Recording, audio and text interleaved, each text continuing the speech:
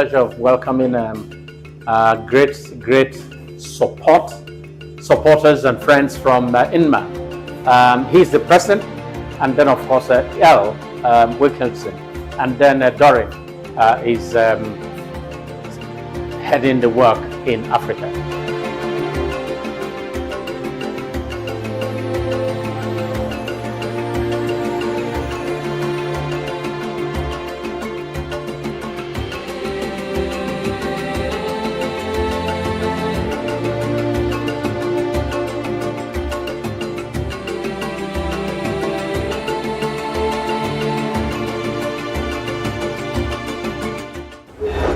Honored that you're hosting us today.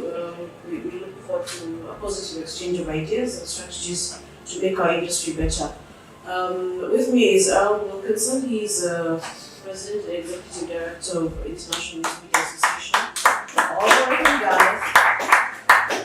And we're happy to have him here. I'll let him tell you guys more about him and why he's here.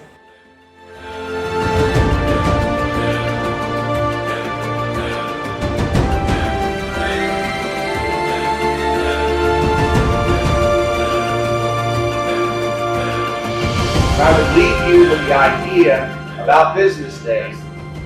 No platform can take it. No AI can replicate it. No competitor can buy it. So here's a little advice. Defend it. Build it. Invest in it. Because folks, the decade ahead is going to belong to news organizations that are unmistakably themselves. They're not boring. They're not neutral. Who are you? Answer that question and you'll figure out the next one. Thanks a lot.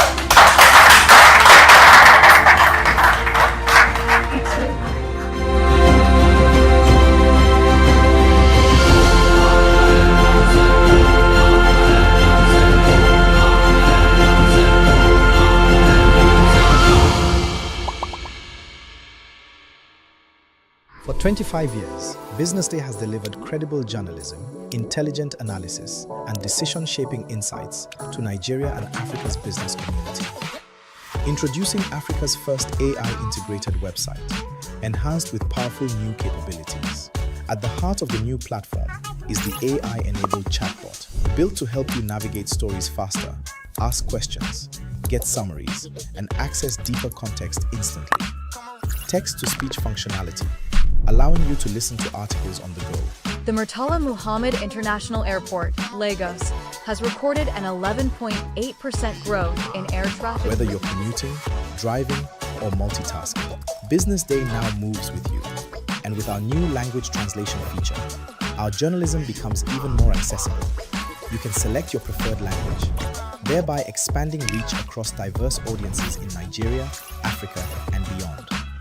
This innovation reinforces our commitment to being not just a news platform, but also a smart, accessible, and future-ready business intelligence hub. As we celebrate 25 years of impact, we step confidently into the future, powered by technology, driven by credibility, and focused on you. Visit the new Business Day website today and experience the future of news.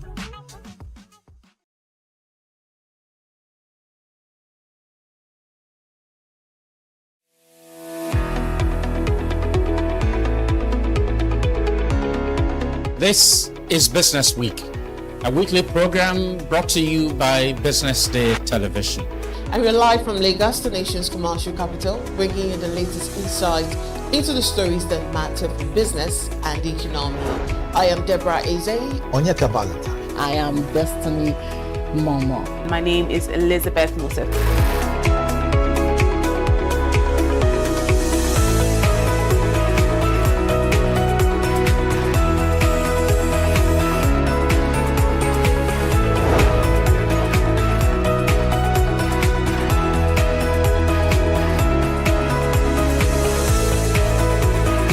When you think of business, think no more, think Business Day.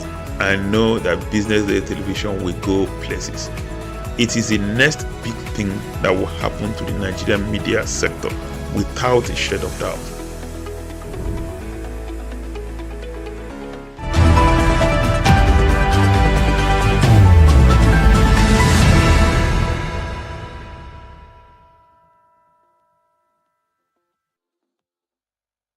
You're now watching Business Morning Live right here on Business Day Television. My name is Elizabeth Musa. From anywhere you're watching, thank you for joining us. It's going to be a packed day this morning. From our news, of course, we'll move to a newspaper review, and then we'll see what we have in some of our conversations right here on Business Morning Live, and then we'll check out some of the stories trending on social media. It's going to be a very lovely show today. We have our spectacular guest lined up for you this morning, our analyst ready to bring you the conversations that matter this morning. Thank you so much for joining. Well, now we'll go and see what we have on the headlines this morning. CBN retains interest rate at 26.5% to tame inflation. Nigeria to de-risk 13 oil blocks after auction attracts 143 firms. Petrol imports rise again despite Dangote refineries increasing output. And then in the world of sport, Andy Bonham, former journalist who rose to become UK Prime Minister, I beg your pardon. Well, let's begin the news as the Central Bank of Nigeria has retained the monetary policy rate at 26.5%, maintaining its tight monetary stance as it continues efforts to curb inflation and preserve macroeconomic stability. The decision announced after the Monetary Policy Committee meeting reflects the central bank's cautious approach despite recent signs of easing inflation. Policymakers said keeping interest rates unchanged would help sustain progress in moderating price pressures, stabilizing the naira, and anchoring inflation expectations. Analysts say the decision was widely anticipated and provides continuity for financial markets. However, they note that while higher interest rates support price stability, they also keep borrowing costs elevated for businesses and households, potentially slowing credit growth and investment in the short term. Now moving on, the federal government plans to de-risk 13 oil blocks following strong investor interest in its latest licensing round, which attracted 143 companies as it seeks to boost exploration and unlock new investment in the oil and gas sector. The initiative is aimed at reducing geological and commercial uncertainties that often discourage investment, making the oil blocks more attractive to both local and international investors. Authorities say the move is expected to accelerate exploration activities, increase crude oil production, and strengthen Nigeria's position in the global energy market. Industry analysts say the high level of participation reflects renewed investor confidence in Nigeria's oil sector following ongoing reforms.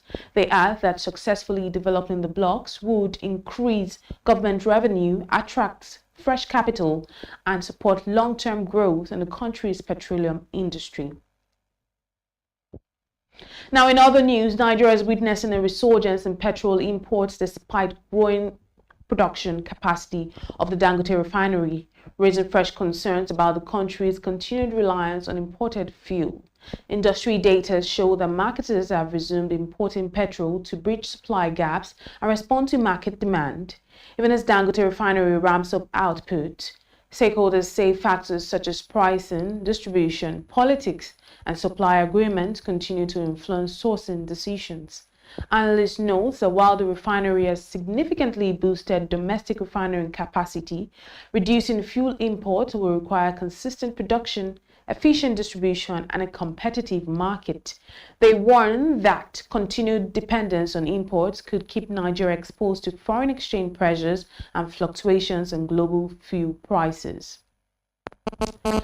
Now to end the news, global oil prices slid below $90 per barrel after reports of renewed ceasefire talks between the United States and Iran eased concerns over potential disruptions to crude oil supplies. The renewed diplomatic efforts have raised hopes of reducing tensions in the Middle East, particularly around the Strait of Hormuz, a critical route for global oil shipment. The prospect of lower geopolitical risk has weakened fears of supply shortages, putting downward pressure on crude prices. Analysts say while the decline in oil prices could help ease global inflationary pressures and lower energy costs, markets remain cautious as negotiations are still ongoing. Any breakdown in talks or renewed hostilities could quickly reverse the trend and trigger fresh volatility in global energy markets. Now that does it this morning on the Business Morning Live News. Up next is the newspaper review. Do stay with us.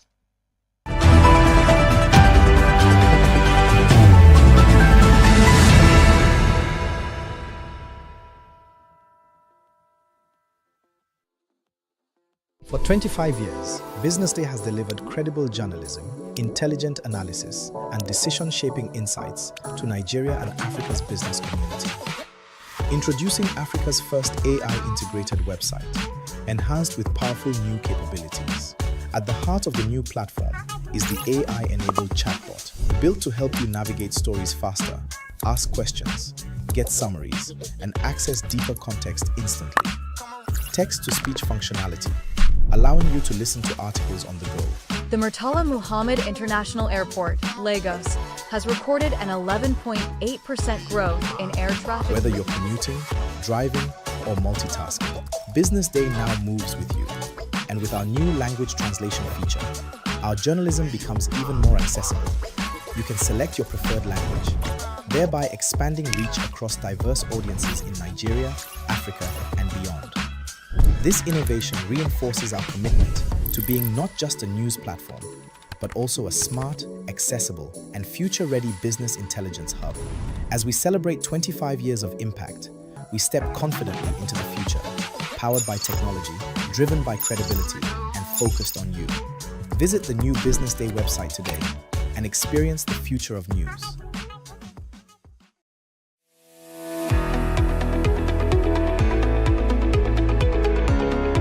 This is Business Week, a weekly program brought to you by Business Day Television. And we're live from Lagos, the nation's commercial capital, bringing you the latest insight into the stories that matter for business and the economy. I am Deborah Eze. Onyeka Valentine. I am Destiny Momo. My name is Elizabeth Musef.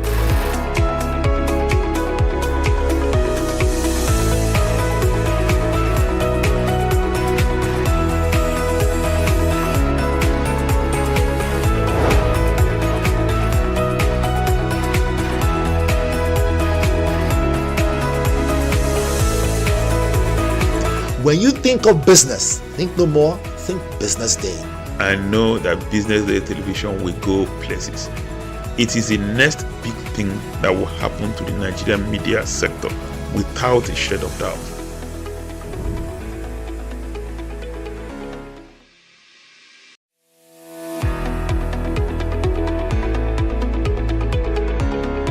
This is Business Week, a weekly program brought to you by Business Day Television. And we're live from Lagos, the nation's commercial capital, bringing you the latest insight into the stories that matter for business and the economy. I am Deborah Eze. Onyeka Valentine. I am Destiny Momo. My name is Elizabeth Musef.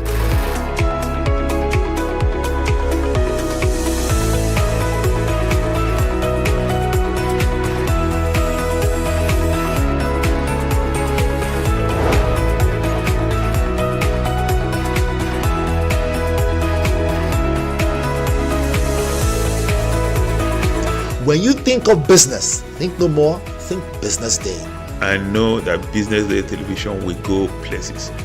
It is the next big thing that will happen to the Nigerian media sector without a shade of doubt.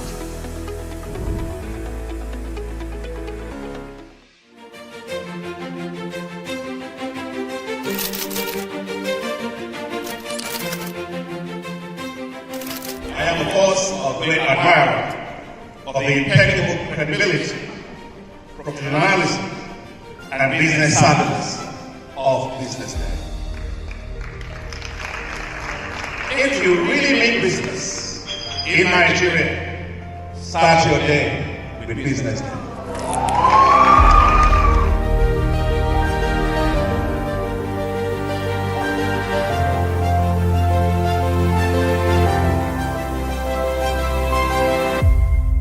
Business Day is West Africa's leading provider of business intelligence and information, delivering premium content across diversified media platforms, including online, mobile, and print. Since its inception in 2001 with a weekly newspaper production, Business Day has expanded its reach to provide exclusive content accessible through print, mobile, and online channels. At Business Day, our mission is clear: to be the foremost provider of business and financial content, empowering readers to make informed decisions in Nigeria and Africa.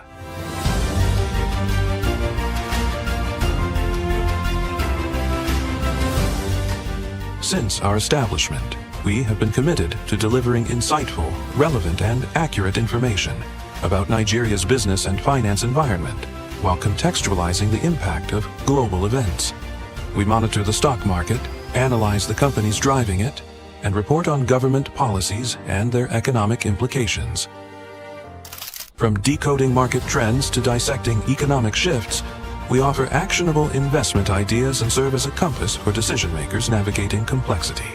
Beyond headlines, Business Day fosters discussions on critical economic issues through impactful conferences and events.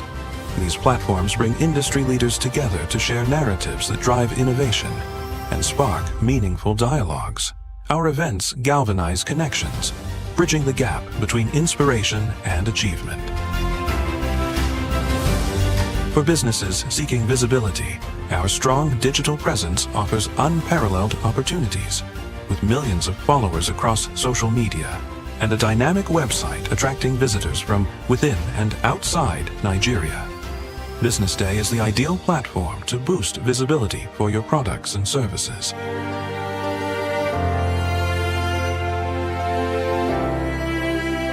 If you're looking for in-depth analysis and expert opinions on Nigeria and Africa's business landscape, Business Day is your guide. Attention business leaders. Want to make informed decisions? Join the ranks of the best with Premium Business Day. Access in-depth analysis and expert opinions to stay ahead. Subscribe now at premium.businessday.ng and unlock premium content. Plus, you get 50% off your first subscription. Don't miss out. Make smarter choices and seize new opportunities. Sign up now and elevate your business game. Visit premium.businessday.ng today.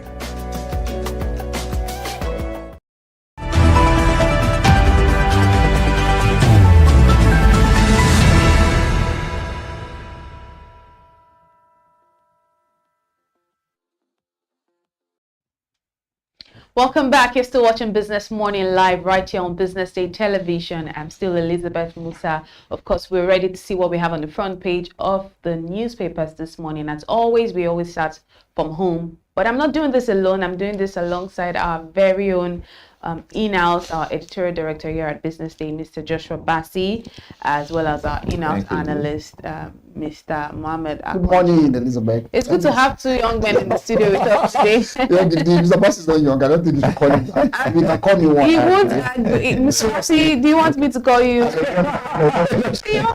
We've had people that said they are the youth leaders. A gentleman. In time, with 60-year-old man, I will be claiming to be the president of Nigerian Youth Forum. So I'm sure we can agree to call Mr. Bassi as one of us. Exactly. I think I'll be here on Monday to talk about the World Cup. I'm sure. I mean, both of you us will be here. I thought you would be here. Oh, okay. Yes. But yesterday, we actually missed that because I had a conversation with Mr. Bassi and I said, Mr. In fact, I was yesterday with Deb and we were talking about it. And, I mean, the World Cup has come and gone. And there have been a lot of interesting developments that happened. So talk to me about you. I mean, just real quick, your standout moment. My standout moment was that third place match, England-France. I think I supported England anyway. And I mean, that's the highest scoring third place match I've seen. That produced 10 goals, I mean, in the record, that's like the record you say. And for the fact that for 60 years, the last time England won any title whatsoever, whether first, second, okay, maybe second, it took second in Euros. I mean, the championship was in 1966. So in the World Cup now, England took third. Maybe I was impressed with that. Then the high point for me too was Spain. I mean, that's the total football that they played. I think this is a team that is complete, class, head and shoulders above the rest. And Argentina were a total disappointment for me. Yes. I think they just came there like touts. They were touts. I think that's the word. Especially Leandro Paredes, Nicolas Otamendi, and Rodrigo de Paul. I think they went over the board for me. In fact, they were asking Paredes, one of their top players yesterday, because this is a very huge big player, and he was grabbing people by the jugular. After the game was finished, I was asking, "Will you apologize?" He said he will never apologize to the Spanish players. It has really. Why were they acting that way? I don't know. I felt like a rhetorical bad results or something. But I think it was out of frustration. Of course. But they won 2022 and 2022 World Cup. But it doesn't matter. I mean, they you always want to win another one back to back. But you see that they didn't come to the party at all. In fact, to me, that is the dullest final I've seen in my entire lifetime. But do you think they perhaps undermined the abilities of this Spanish team? That's what I'm saying. So I don't think so, because first, Argentina did not have any shot on target. 120 minutes. Thinking about it, I think that is the dullest final I've seen anyway. Like, it's just a one-sided game. It's all attack against defense. So I don't know what they came out for. Maybe they are waiting for that Messi magic moment. They always arrive. There's this way Messi will just pop up out of nowhere. But somehow he didn't even get the ball. The Spains are able to lock him down and they're able to get that. So I don't know what, I think that's what they are relying on. Just try to be able to pull everything to Messi. That hopefully Messi will be able to conjure up his magic again, as really do. But unfortunately couldn't do that. But I think it's just the deserved winner. The Spaniards were the deserving winner. They really came to the game. They give it all their best, and they have their moment, and they actually be able to get in there. And congratulations to the Spanish team. And they also did a little bit of just light banter, on C. Ronaldo fans talking about our evolution through the game. Yes, I'm a Cristiano fan, and they talked about how how we evolved and finally supported Spain. And I said, I mean, it's better than thinking that we were going to win. Messi fans just thought they were going to win from the start. But we evolved from the Egypt team. We just moved different teams. We got to Spain. The final form of man. But yeah, that's just as much as just light banter. Thank you so much more. Let's talk about what we have on the front page of the papers this morning. Starting off, of course, with the Business Day newspaper. Mr. Bassi, the big story here says CBN's rate hold reinforces inflation fight despite easing price pressures. That's on the front page of CBN of the Business Day newspaper this morning. And then another story here says strict US-Europe visas push Nigerians to Kenya, Rwanda for summer. I think that's a fantastic place to go. I know you drafted those places. Yeah. You can say because I'm also all about African tourism. I think that honestly, not because I'm African. If I wasn't an African, I'll be jealous. And I understand why they keep coming here or trying to find their root or DNA. It's still Steve Harvey. Look at what I was saying when we came to Ghana last year for his summer, and it was like, this is actually the best place to be. So maybe I'm thinking about Steve Harvey, the weather, the colorfulness, everything, the nature itself. I mean, amazing. Mr. Basti, let's talk about the big story here on the front page on CBN's rate holding. This was expected, really. Even before the MPC meeting on Monday and yesterday. I mean, analysts already said that, look, they believe that the MPC was going to retain the rate because they still need to, fight inflation, even though it has moderated. I mean, not insignificantly, but then the CBN felt that look, they still need to control inflation, given the fact that there are some factors that are still if you reduce the rate, you can never tell what happens.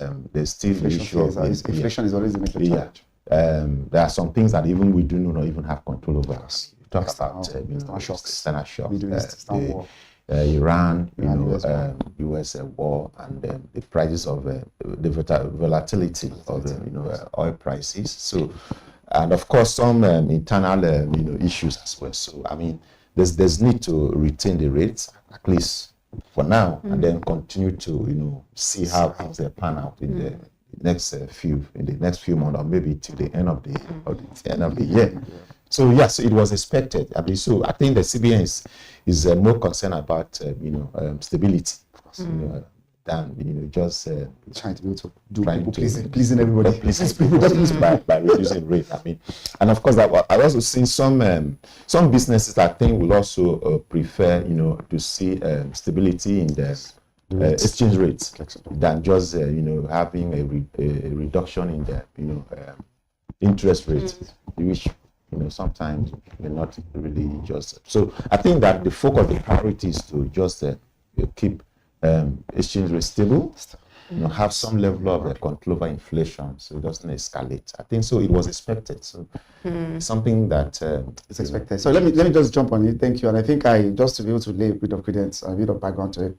I just like what Mr. Bassi said. That was expected. The rate hold was expected right from. A lot of us are expecting that already when CBN came up with it, and for the fact that on Thursday, at our CEO forum, the CBN governor was there. Right. One of the vital things that he mentioned was the fact that for 11 months, we've had 11 months of inflation deceleration.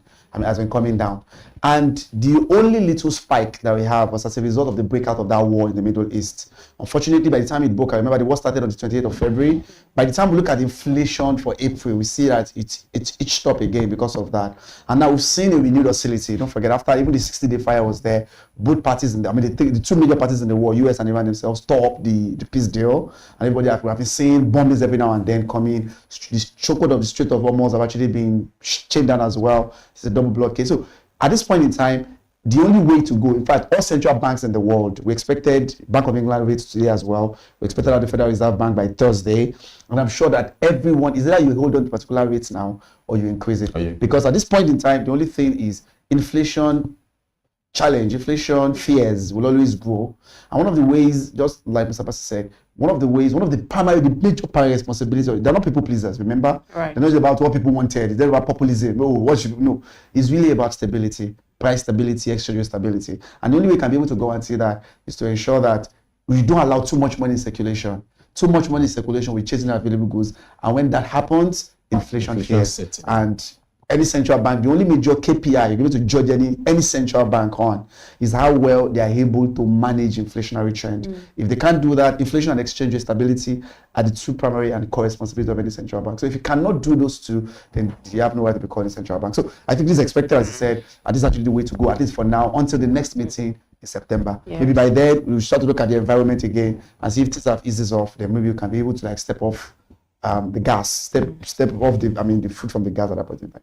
And as expected, we also see a picture of from the CEO forum, which also has the Central Bank of Nigeria's governor also on the front page, who was gracious enough to be a part of our Business Day CEO forum. I was expecting this story on Monday, but then we're saying that is good. Of course, better late is better than never. And because the meeting just ended, just like you said, it's a 2-day meeting.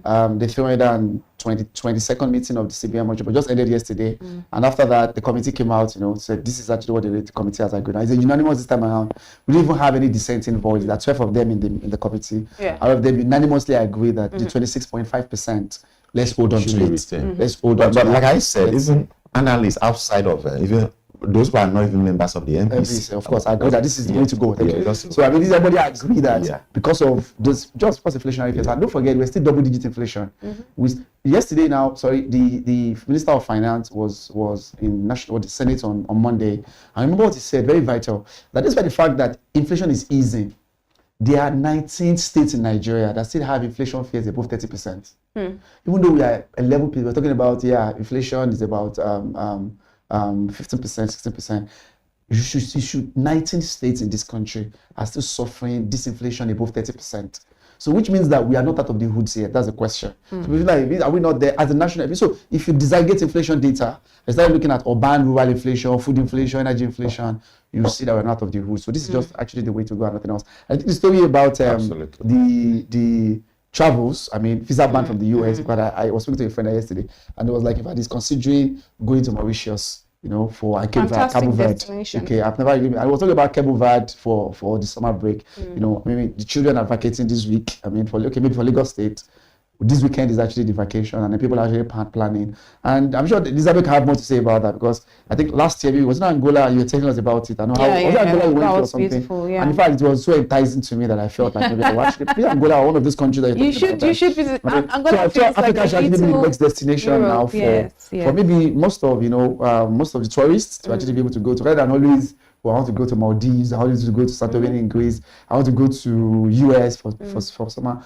African places have beautiful places you can go as well. Because the guys from the Western world, they come over. You see, Naomi Campbell. Oh, yeah, great. she's such.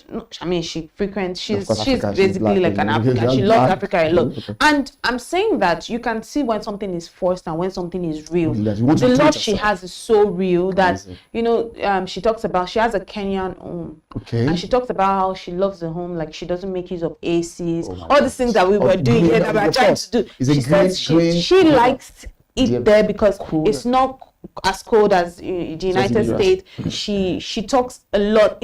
And I think that's what we need to be doing, because when someone like Naomi is talking about a house and how she loves the fact that she does videos and says, oh, there's no air condition, I love it, the weather is great, and I'm like, we are here, okay, it's so hot. I need to put an AC. Like, look at that. But let me come in here. I think this is why, because if you see Nigerians are going to considering other countries or other African countries for their summer vacation, but Kenya, Angola, Rwanda, and the rest of them, because of course Europe, America, they've tightened their visa policies, and of course again we also conserve the foreign reserve because you have to, not so much pressure on it. Some of these African countries are accepting local currency, accepting naira. I mean, so unlike if you have to go to Europe, you have to go to America, you have to go and look for dollars, so, which is good. But the other aspect of it I also look at is how many travelers, how many tourists are also coming to Nigeria. Okay, to come and do the same thing. That's my own. That's the special. Actually, the reason why we need to address the issue of insecurity, of course, because that could also be a factor. I can chase why you don't have as many, considering Nigeria as a be a push factor to come for. It's not even that. I think that beyond insecurity, before insecurity became this worsen, Nigeria has never really worked on our promoting our tourism in the best. We have to do that, and even the places, the tourist, negative narrative that people are always saying, tourist sites that we have is poorly maintained. You don't want to go to God. I'm just being honest here. 2 weeks ago, my friends were organizing something and they're like, oh, Badagry trip. I said, I'm not going. The last time I went to Badagry, I was young. I was a child. Then I didn't have a choice. My parents are organizing. It was. But the memories I had, it was just, so I can imagine now, because things worsen in Nigeria, I'm just being honest, most of the time, because our maintenance culture is poor. Look at the nice tourist destinations that we have. I served in Calabar. Tinapa is nothing to write home about. Obudu is nothing. I visited Obudu. It's right now. Okay, the last time I was on leave, I was thinking, okay, let me do a little bit of Nigerian tourism. Okay.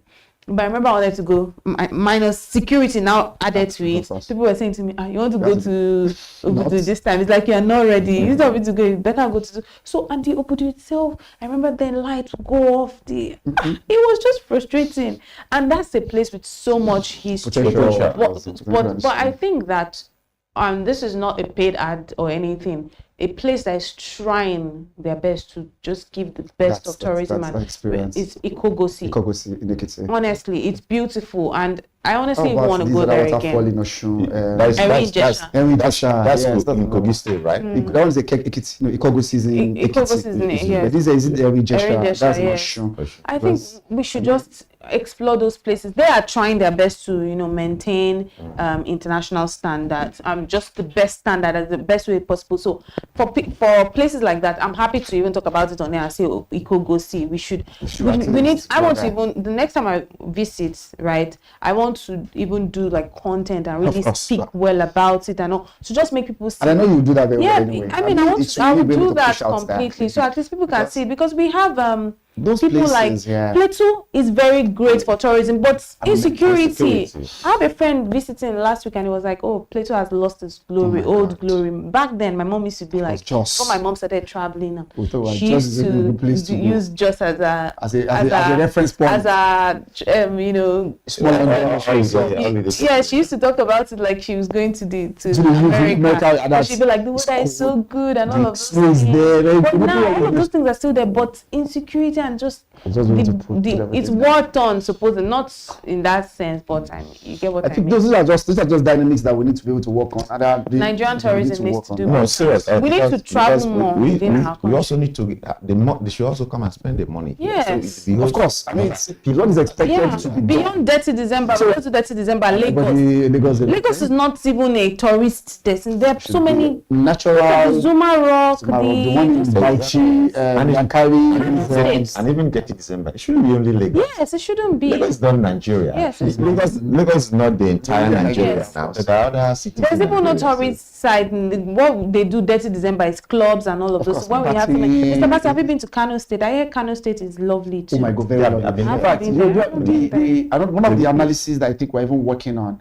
that came back from the World Bank report that came out last week. Remember, World Bank just released a recent report about the country report about Nigeria, about the fact that the reforms of the administration would likely be able to plunge 79% of Nigerians back into poverty. But one of the things they now mention, they are not very specific about Jigawa, Ekiti, and Kano in terms of what they are doing very well. That yes, government reforms, presently poverty level is 61% in Nigeria. And that is likely going to take about 79% of people back into poverty because of the reforms. But the fact was not about Kano, what Kano is doing right. And in terms of how so secured, especially Kano and Jigawa, they mentioned those two states. And that jumped out to me when I was reading the report about the fact that things are being done there. They're talking about some of these Ghana pyramid, or what they talk about in terms of tourist attractions that you can see. I really know about pyramid in Egypt. That's the place I've seen it, where they buried their pharaohs. But they said they are amazing Ghana pyramids, that is as tall as whatever you can imagine. So just like what you're saying, but the other thing I just want to be able to chip into this, the fact that can we really say that Nigerians traveling abroad should not? Because if Steve Harvey last year, for example, Steve Harvey is a very popular comedian in the US. He said most of his summer is always he came to Ghana last year and he was saying glowing things about Ghana, trying to trace its origin. I'm sure you know Steve Harvey. He was talking about it that, whoa, this is that in fact, if it's possible for him, we'll relocate to this because of those nature and other things. But so because the purpose of summer and because of tourism is for you to be able to explore know new places. So people going abroad, fine, should be good, right? Go and learn about there. To me now, Santorini is like my destination. Maybe you want to visit Greece? Maybe Greece, I've just to have been hearing about there. Maybe Maldives. Okay. So apart from other African countries, but I agree with the fact that yes, we did the exchange rate reservation. We need to preserve it so that because there will not be too much pressure on our exchange rate. At the same time, explore Africa, just like Elizabeth has said. Because I'm sure Angola, I've never seen Angola in the light until Elizabeth mentioned about it. I'm just talking about, you mentioned about them last year and how the experience was so massive, I remember what she was talking about when she came back. So I'm sure things like that, and then maybe you do that for Ikogosi as well, project it out of the world, let people see it, let's see the potentials. I've been to the two places anyway, Ikogosi and Jesha. My next destination would have been Yankari Reserve in Bauchi. I heard there are amazing things you will see there as well. Maybe these are good things, doing leave, explore your environment. I think as young people, maybe as young Nigerians, what most of us should do, just before we move to our next story, is do a lot of Nigerian tourism. Many Nigerians will say, oh, how many states have you been to? I've been in Lagos, I was born in Lagos, but at least I've tried to go to other places by way of service, school, and all of that. But in terms of traveling, decisively saying, I want to go and stay in this place, and it's really bad. We need to change that. That's my own boy. And I think we need to work on that as well. We need to change that. Yes, real quick. This story on page 30 says federal government chases crypto regulation while $40 billion blockchain vision lies idle. Does anyone want to take on the story? Yes, I think there was this policy that was designed to, galvanize blockchain, right? But for almost 3 years now, it's not, in terms of implementation has been very, very poor. People are really wondering why government designed a policy, came up with a policy to actually, boost that industry, that sector, but you are not implementing it. Rather, you are, chasing regulation of crypto. But crypto is just a part of that. Blockchain technology. That is blockchain. So rather than just focusing on the regulation, why not just implement the policy that will actually boost that blockchain industry, so that even the crypto will have a strong showing, better, showing for those who are into it, and then you will be able to then actually Yeah, I'm not against regulation personally. Yeah, it's good to regulate, but implement the policy that will even boost the totality of that industry. Which is what that policy was designed to do. But they are just leaving it lying fallow with that implementation. I think so is actually speaking to the fact that there's the need to actually implement what it is that the policy that you already put in place to actually boost the totality of that space rather than just focusing on them, regulating crypto. It makes sense to go back to the policy and see what are the reason why the policy that was thought through for this is not being implemented. Yeah. Which is it's good that the business is highlighting this. Absolutely. Absolutely. So I think I'm as much as yes, I agree to a very reasonable extent, but I think there are two things that actually stood out for me when it comes to crypto, crypto backends or crypto applications in national jurisdictions, and it's the fact that the volatility nature there can create a lot of economic risk. That was a major factor, and that's why I think if I were hearing that Tinubu has signed president, because it took the other I was talking about the particular act of National Assembly that has been signed now, and that's likely going to be able to take effect with because the SEC DG at the time, there were issues around it. What is it going to do? Because the purpose of crypto, remember, is you are decentralizing the control of money. And right from time immemorial, government, even at the federal, even state cannot be able to control money, printing, distributing, issuing, and all those things, always be able to come from the government. So I know it's a good way to be able to go, just like you said, but at the same time, we have to be careful in terms of what it also be able to generate. This crypto thing, because apart from where it is mined, for example, in Kazakhstan, the amount of electricity it consumes alone, it is a power demanding endeavor. So I'm sure most of all these are what you expect to be able to see in the regulations. But mind you, it is a very huge economic market. 2 trillion is what blockchain can likely be able to contribute. $2 trillion globally is what they've actually projected that particular market to be. And Nigeria should be able to take a cost out of that. Remember at the time during Buhari's administration, there were fears about the government banning it totally, right? Okay, maybe because of fraudulent activities. We all heard about CBEX in Ibadan, where people were able to put money on this chain marketing scheme, all these Ponzi schemes. I think they are there. 3 years now, but with the revisitation of that particular policy now, it should be able to give Nigeria also a leverage to be able to have a peak, at least we're able to have a say in what actually be able to operate in that particular space. Right. So I think it's but in begin implementation of the policy, drive it, drive the implementation, talk about rather than just focusing on them, regulating. Just in the interest of time, can we quickly see what we have on the front page of the Guardian paper this morning? The Guardian paper this morning has quite a spread. There's always a lot going on.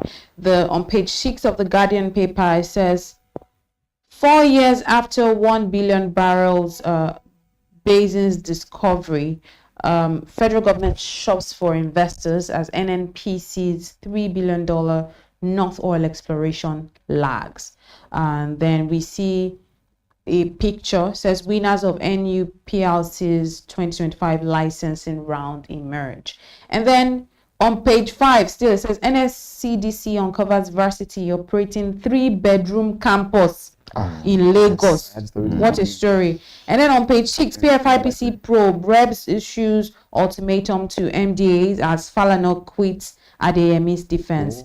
And on page 5 it says Safe Schools, Senate extends probe into TED Fund, NEL Fund, UBEC, others. I think that's great. And then on the top left hand side it says Reps call for audit of seized recovered assets since 1999. What's happening? Like, what was happening? And then on page 3 it says federal government 7.5 trillion naira debt to NNPCL exposes hidden fuel subsidy, says OYM. And on page 5, Lagos State government seeks Assembly's nod on infrastructure financing, 200 billion naira development fund. On the bottom side, and NISA warns of flood risk in 17 states, urges immediate evacuation. Speaking about flood, it's great that we've had like some dryness for the past 3 days now. Hoping that all the people that Lagos, you told about Rivers Day yesterday. Are they still seeing there? Because I'm talking about Lagos. We are just for Lagosians, I'm like, this is great. At least people can have the. I've seen like funny posts. You must have seen those funny posts. They say some people say, I don't know where my clothes will dry. I've dried these clothes for last 2 weeks for 1 month now. So I asked some of the people that posted. I said, hope your clothes are dried now because you've seen sun since on Sunday. Because NIMET released yesterday that between July 21 and July 27, there will be 19 states that will be flooded. That was also yes. The Lagos was not counted. Maybe we have experienced our own. Maybe the we other have. Part. So someone was telling me about River State yesterday. I think they witnessed theirs, and in fact they're saying people should be able to leave lowlands and move to the uplands. If you stay very close to that. But I think another story. I don't know. Okay, let me just jump on one. There's a story I think that we should talk about because of its relevance and impact. There's the story of civil defense uncovering. That's cool. Exactly. In Badagry. The 3-bedroom university, where they were recruiting students and then some fortunate, unsuspecting students. I think it's something of concern to me, and of course it should be something of concern to everybody. Why is it that Nigerians students are falling prey to all these schemes, all this kind of thing? I think it speaks to bigger problem that we have in our society. I don't know how government can actually address it, because if you take, for instance, if you look at JAM, for instance, you have like maybe 1,000, like 90,000 students writing JAM at the end of 1.9 million. Last year was 2.2 million with JAM last year, and maybe only 200,000 can be admitted. Or the 1.2 so the rest of the people just is left to the stage. That's the problem. 2.2 million. This year JAM, sorry. It's something that government should look into critically. Because students will always find a way, because everybody just wants to go to school. Everybody wants to have it, right? Yes. At all costs. So, I mean, if, for instance, if the civil defense did not discover this, they just fleecing people and freezing the students and setting people like that. At the end of the day, they would have spent maybe 4 years or more. What have you? Because they also promised them, jobs, jobs after they finished. Whereas this is all fraud. You understand? So it's something that government needs to look into. How do we make sure that as many students, maybe even if 50% or even 70%, maybe can get admission? What do we need to do? Maybe build most universities? But the question would be like, how far have we gone about the existing ones? What have we done in terms of, which is fine. We talk about, because in fact I thought the Ministry of Education this year placed an embargo. The university will not be registered for the next 5 years. No new university will be registered. So they needed that the existing ones needed to be able to up their game and accommodate. And that's all the facilities that are available. So that's what Tujala started. Strengthening the facility, they are already existing facilities. So the private, public schools. So because the question about, as I was saying, as of last year, close to about 100 private individuals applied for license. So I was like, what is really this? I know. So because there's a need for it. Of course. So they have enough facility. Look at this school. Sorry, Mr. Passy. This school here, they said they are paying 1.5 to 2 million naira. You can imagine that. School fee. In fact, they have students from Togo and Cameroon that came for this. Yes. Then Kogi or your students are the ones. They're like about 90 of them, because I think they did a particular story. Now, one of the things there is they're in Badagry. They say along that local council development area. That's what they have. They will deliberately be, just like you said, unsuspecting students who couldn't get admission, like you said. And I even promising them that when they want to graduate, they have a foreign university where they will go and have affiliated to university. That's a 3-bedroom flat. And then you can imagine some parents are not even aware of that. They will just and they're even saying they are promising commissions that you can bring students for them. If you're a student and you can learn chain marketing, bring market students, they will give you something in return. They were there. What a business. You can imagine that business they were doing. Because one of the I think maybe Daily Trust this morning reported that. And I saw Guardian, sorry, if you look at the class, and what they're saying was the fact that a student there that he interacted with said, in fact, he has been collecting gains when he introduced or invite his friends to come and join him in that phantom school. But this is just the reality of our nation. So they were out to scam as many people as possible. And at the end of the day, just like the usual MMM scheme, the usual chain marketing, just bring many people collect, because they're even charging for foreigners are paying $400. Cameroon, those people from Togo, Cameroon, $400, $500. That's what they said they're paying. Why Nigerians are paying 1.5 to 2 So they are running a successful network marketing, syndicate, criminals, Ponzi schemes that they're doing. But at least, thank God, NSCDC, Civil Defense were able to, uncover them, and that at least we need to be able to see. It's a developing story. We need to see to the end of this particular. We'll see. We'll watch out and see how it pans out. But like I said, we need to look at what is driving this. What are the factors that are driving this? Desperation. Why are students desperate? But at the same time, okay, so look at this, Mr. Master, thank you. So 2.2 million wrote JAMB this year. I will tell you that more than 1.5 million did not score to 200. That's the first. In fact, JAMB has to be so. I don't know what I can say. And whose fault is that? Okay, maybe educational system. One thing is, first the of all, education system also students are not as focused as maybe that's another thing. I'm just trying to say. So if JAMB has to be able to come down to say is 100 they want to use as a cutoff, I'm sure you know, Mr. Basi. Those days, even if those don't score 200, you know that you are failed. Now JAMB is now coming down to be saying for 100 and 150 for universities, right? That's the standard. That's less than 33% of the total score. Where in the world will you give a job to someone out of 100%, score 33%, and you bring in that person? But because of maybe just like Elizabeth said, maybe they have lost focus. The educational system too needed some little of ramping up to be done. So because have they done so well? That's the question. I will just give a great example before we end there. It's a school that I know about. A MasterCard Foundation had a scholarship for that school in Nigeria here. It's the only school here in Nigeria. I don't want people to mention it. Elizabeth, we know them. What I want to say is, MasterCard, as of last year, they gave about 1 billion to this school to recruit 100 students every year, free of charge. I mean, the schools I'm talking about is okay. Maybe I can mention them here. That's PAU. PAU. The MasterCard that did our ATM card gave them, so it's a 10-year plan. But especially vulnerable students, poor students that cannot be able to afford education, 1 billion, about 1 billion, and that's every year we recruit the student. Last year they started the program. 3,000 students applied. That's the question. As a last JAMB, because after JAMB, you must have at least 220 in JAMB before you are qualified to apply for this scholarship, and it will cover everything. This year, 25,000 applied from 3,000 last year. Now, the question I want to say is because I have an interest in it. I have like 2 students that I recommended to apply for it, and they did. They were telling me, and they want to take 100. 25,000 applied. They are taking 100 for the scholarship, but 25,000. Now 25,000, those that have scored more than 300, they are more than 1,000.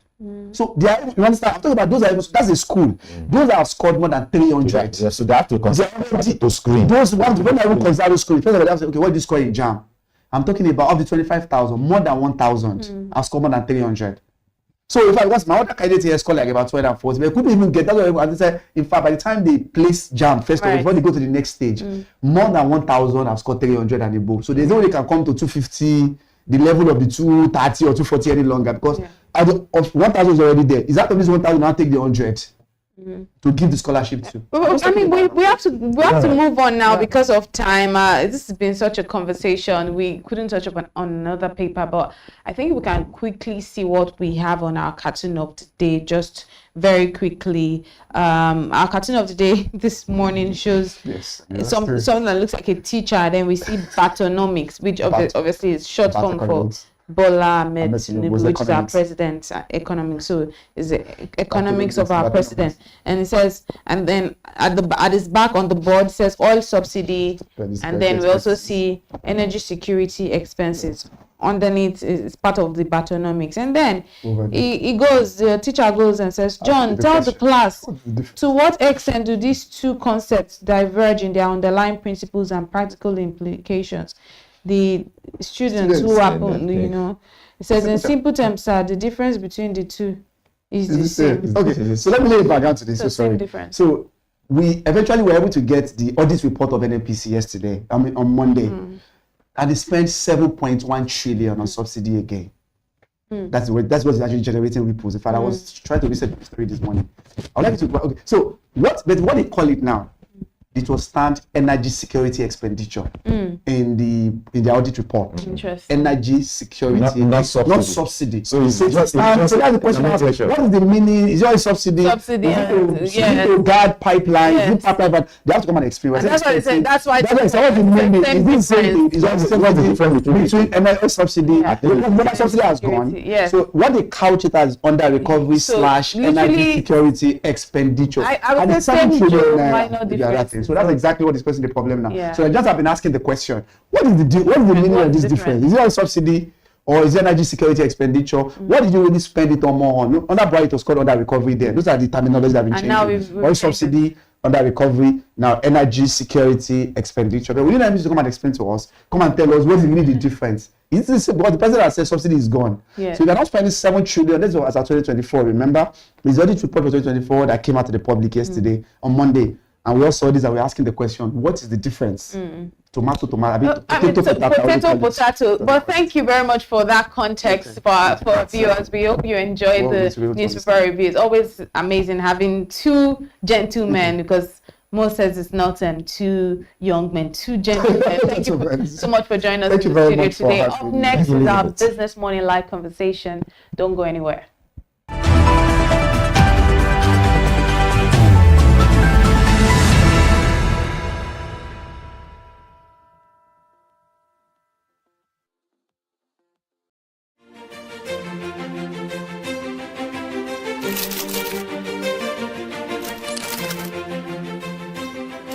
I am, of course, a great admirer of the impeccable credibility, professionalism, and business savviness of BusinessDay.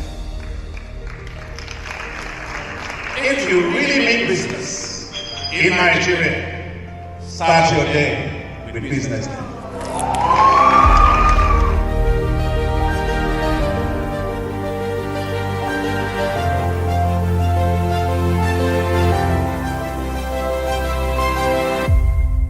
BusinessDay is West Africa's leading provider of business intelligence and information, delivering premium content across diversified media platforms, including online, mobile, and print.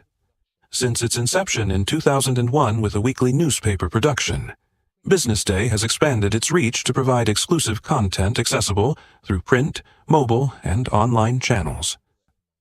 At BusinessDay, our mission is clear: to be the foremost provider of business and financial content, empowering readers to make informed decisions in Nigeria and Africa.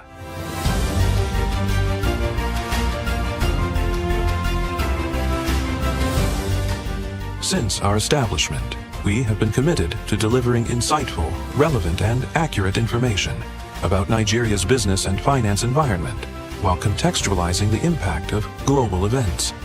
We monitor the stock market, analyze the companies driving it, and report on government policies and their economic implications. From decoding market trends to dissecting economic shifts, we offer actionable investment ideas and serve as a compass for decision-makers navigating complexity. Beyond headlines, BusinessDay fosters discussions on critical economic issues through impactful conferences and events. These platforms bring industry leaders together to share narratives that drive innovation and spark meaningful dialogues.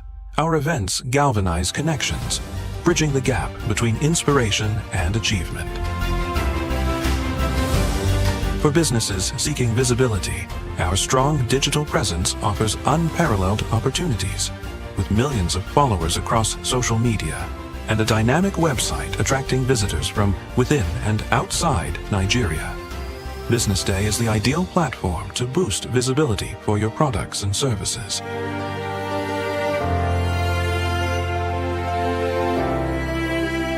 If you're looking for in-depth analysis and expert opinions on Nigeria and Africa's business landscape, BusinessDay is your guide.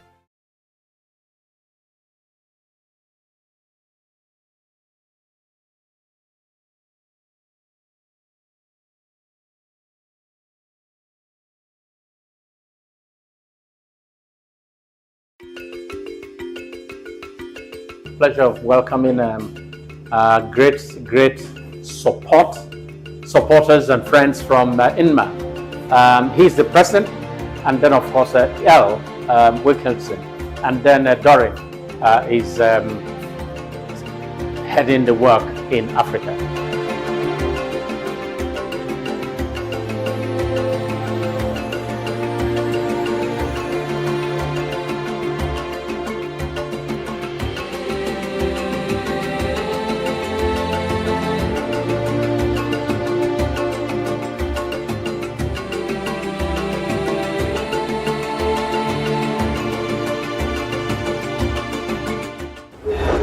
Honored that you're hosting us today. forward to a positive exchange of ideas and strategies to make our industry better. With me is Al Wilkinson. He's President and Executive Director of International Media Association, all the way from Ghana. And we're happy to have him here. I'll let him tell you guys more about him and why he's here.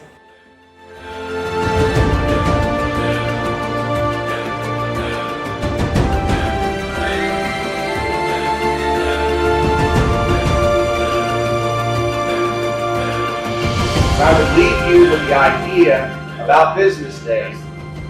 No platform can take it. No AI can replicate it. No competitor can buy it. So here's a little advice. Defend it. Build it. Invest in it. Because folks, the decade ahead is going to belong to huge organizations that are unmistakably themselves. They're not boring. They're not neutral. Who are you? Answer that question and you'll figure out the next one. Thanks a lot.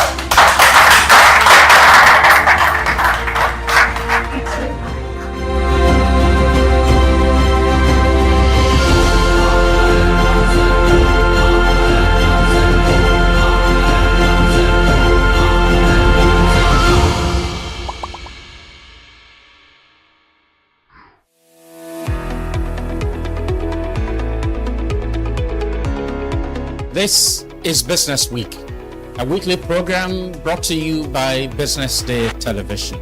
And we're live from Lagos, the nation's commercial capital, bringing you the latest insight into the stories that matter for business and the economy. I am Deborah Eze. Onyeka Valentine. I am Destiny Momo. My name is Elizabeth Moses.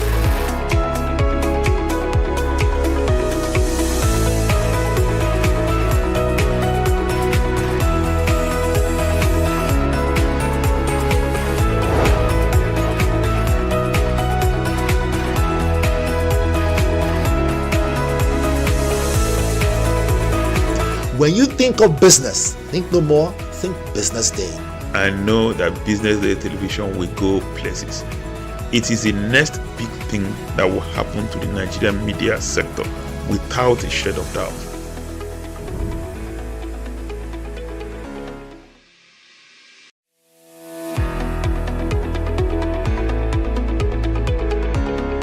This is Business Week, a weekly program brought to you by BusinessDay television. And we're live from Lagos, the nation's commercial capital, bringing you the latest insight into the stories that matter for business and the economy. I am Deborah Eze. Onyeka Valentine. I am Destiny Momo. My name is Elizabeth Moses.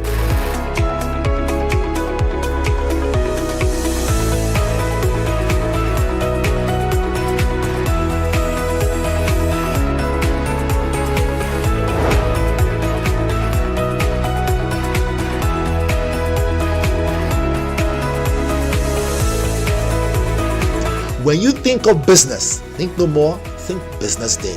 I know that Business Day television will go places. It is the next big thing that will happen to the Nigerian media sector without a shade of doubt.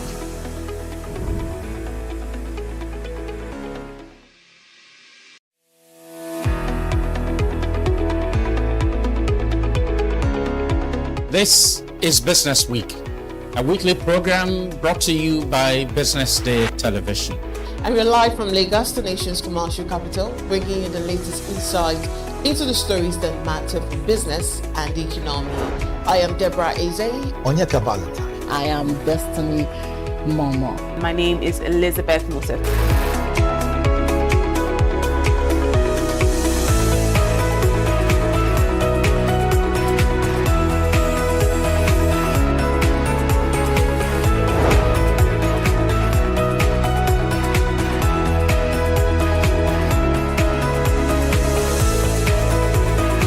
When you think of business, think no more, think Business Day. I know that Business Day television will go places. It is the next big thing that will happen to the Nigerian media sector without a shade of doubt.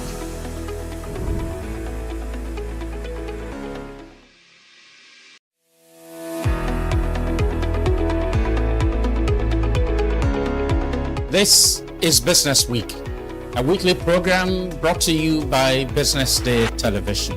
And we're live from Lagos, the nation's commercial capital, bringing you the latest insight into the stories that matter for business and the economy. I am Deborah Eze. Onyeka Valentine. I am Destiny Momo. My name is Elizabeth Musef.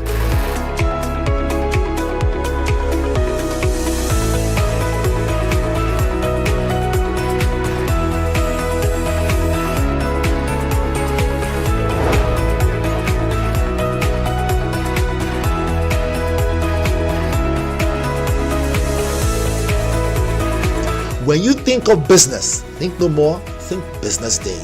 I know that Business Day Television will go places. It is the next big thing that will happen to the Nigerian media sector without a shade of doubt. For 25 years, Business Day has delivered credible journalism, intelligent analysis, and decision-shaping insights to Nigeria and Africa's business community. Introducing Africa's first AI-integrated website, enhanced with powerful new capabilities. At the heart of the new platform is the AI-enabled chatbot, built to help you navigate stories faster, ask questions, get summaries, and access deeper context instantly. Text-to-speech functionality, allowing you to listen to articles on the go. The Murtala Muhammad International Airport, Lagos, has recorded an 11.8% growth in air traffic. Whether you're commuting, driving, or multitasking, Business Day now moves with you. And with our new language translation feature, our journalism becomes even more accessible. You can select your preferred language, thereby expanding reach across diverse audiences in Nigeria, Africa, and beyond. This is a news platform, but also a smart, accessible, and future-ready business intelligence hub.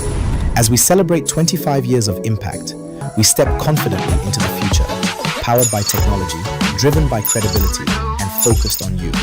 Visit the new Business Day website today and experience the future of news.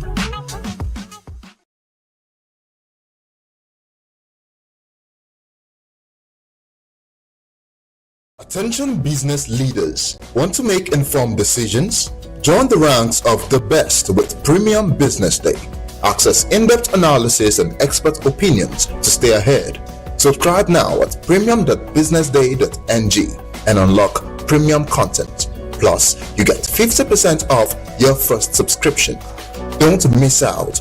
Make smarter choices and seize new opportunities.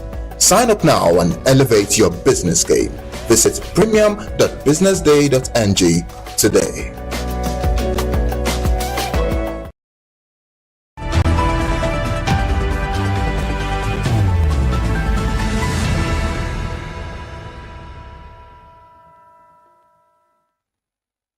Welcome back. You're still watching Business Morning Live right here on Business Day Television. My name is Elizabeth Musa.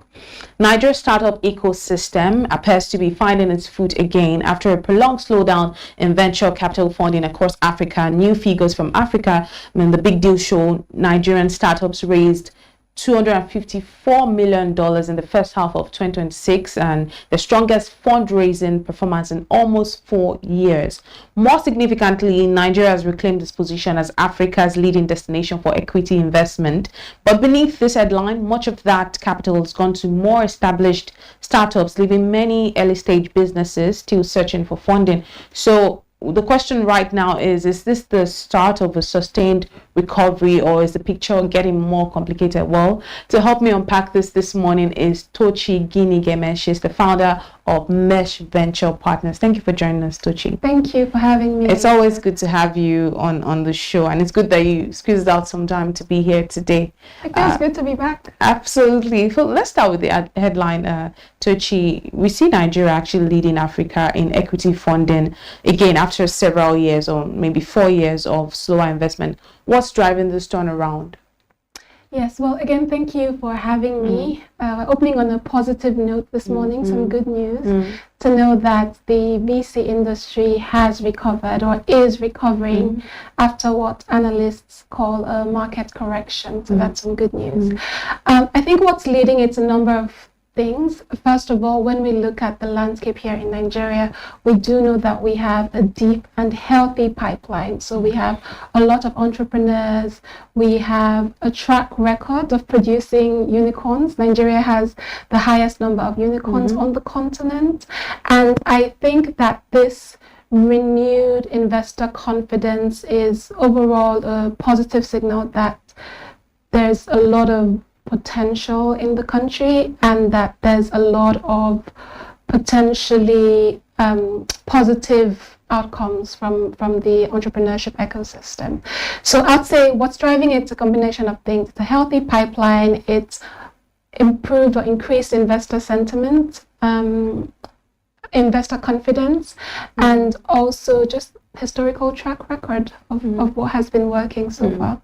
And I agree with you that it's positive news, great news this morning, but we're also seeing that much of this funding is going to later stage companies. So that also, you talked about investor confidence, but I'm also curious to know if this suggests that investors are backing and maybe being more cautious about early stage startups. It can be a signal of that. What we saw in 2020, 2021, 2022, when the market was at its peak, was quite a number, just in terms of deal volume, so the number of deals that were actually put into startups, there were a lot more early stage startups that were receiving funding compared to what the reality is now. So yes, in some ways, investors are becoming more cautious. Analysts are referring to this as watering the green spots. So finding proven solutions, finding companies that have been able to prove themselves in the market, and then backing those companies. So in a way, it can be a positive because established companies they already know what's working or what's worked in the market, and they have a more direct or clearer path to profitability and to growth. And their unit economics also at this point is much more established than with early stage companies. On another hand, it can be a signal for the market to correct, to pay more attention to the early stage pipeline, to find out where the gaps are and try to fill those gaps, because otherwise what we have is a pipeline that is not as healthy as we would like, given the demographic situation of the country. We have a lot of young, ambitious founders, and they need access to funding. They need investments to grow and scale their businesses as well. And speaking about these founders, do these figures reflect what's actually happening on ground right now? The figures around what's going on right now, does it actually reflect what's happening right now? I think in a way... talking about raising capital, yes. Is it still difficult to raise capital? Oh, yes. Fundraising for many businesses, entrepreneurs will tell you, it's one of the hardest things to do. And as you can imagine, right, convincing investors to part with their money is not an easy ordeal. But in terms of the reality on ground, I believe it depends on the lens that you're looking at it from. If you're thinking that perhaps there aren't a lot of early stage businesses and that's why they're not receiving funding, that's actually not the reality.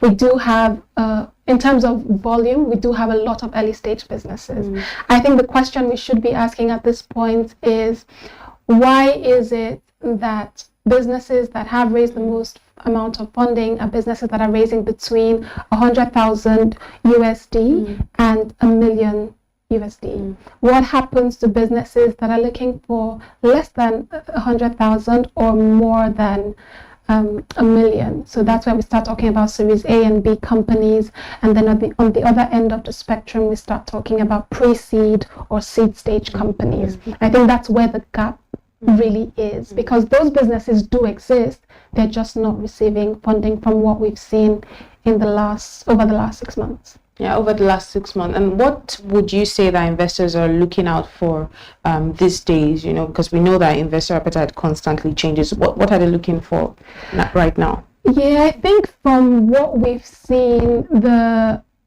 main thing is credibility.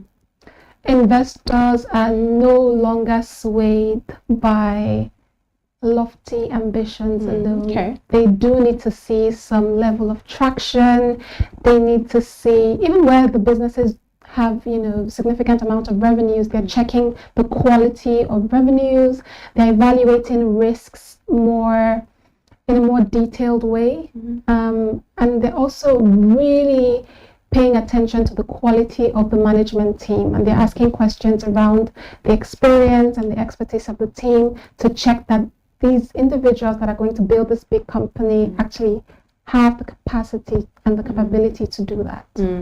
I think I want to ask you about something that I know anyone who's watching is very curious about. I mean, at the start of the show, you talked about Nigeria having like the most number of unicorns, but if we're being honest, many of this, a number of them are fintechs. So we see that they constantly are getting the lion's share of the investment. So is anything changing right now? Are there newer sectors that perhaps investors are looking at now? No, absolutely. And you're right. Historically in Nigeria, fintechs have received the lion's share when it comes to venture capital funding. 2021, 2022, it was between 60 and 70%. But we're seeing more diversification these days. So if you look at the past 6 months and the funding announcements that were made, we had logistics companies. We did have a couple of fintechs like Flutterwave and Lemfi, but we did have MaxNG in the mix as well, which is a logistics company. We're seeing health tech companies also play a significant role, and we're seeing ed tech companies play a significant role. So there is increased diversification at that level.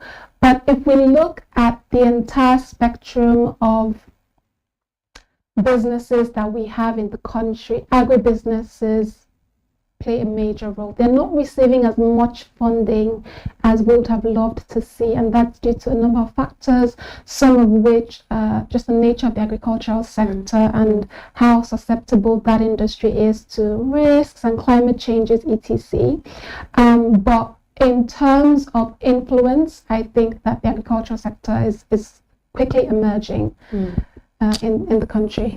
Quite interesting to hear the agricultural sector, so maybe that's a sector many people should be looking out for right now. And you also did mention health tech, which I've been seeing like some buzz around right now, ed tech and the like. But I think we should also talk about how this is spreading, to other African countries, because the reports, that we took the story from also showed, the growing investor interest in countries like Morocco. We talk about Ghana, Tanzania, and the like.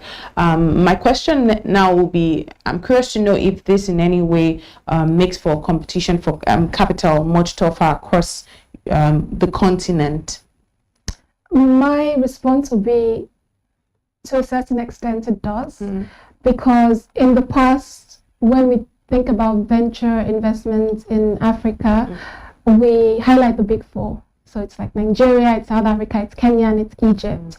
But these secondary countries, and I only say secondary just because they haven't been at the forefront of venture capital fundraise in recent years, but they're quickly emerging. We're seeing, as you said, Morocco now being like an investor destination in terms of deployment of venture capital funding. We're also seeing countries like Cote d'Ivoire on the map these days, Republic of Benin, we're seeing even Mozambique. So investors are now starting to understand that Africa does have a lot of different opportunities across the 54 countries, and they're willing to diversify their risks a bit more. So it will make it tougher and more competitive for startups in Nigeria, because now you're not just competing with, the big four, competing within the big four, but you have to think about competition on a much broader scale. And if Nigeria has to build on this momentum, what needs to happen next? I think a few things need to happen next. I think that we need to unpack the number. So the headlines now like 200 million USD in the first half of 2026, which is good news. But we need to look beyond that headline to actually analyze where this funding has gone, right? So you mentioned sectors which are quite important. We can't have one sector dominating venture funding, right? We need to make sure that development is spread across key sectors.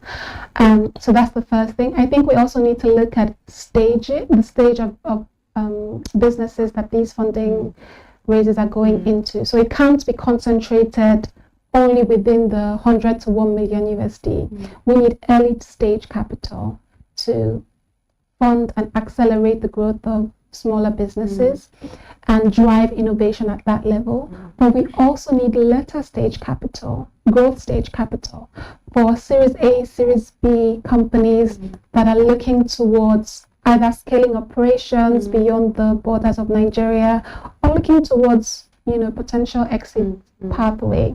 The third thing I would say is to think about the regulatory landscape as well. I think that the role of the government in ensuring that policies are predictable and stable is extremely crucial for investors. And we have seen some positive changes in that regard, from key regulators to key ministries and departments to guarantee funds being set up to provide concessional funding to lots of businesses.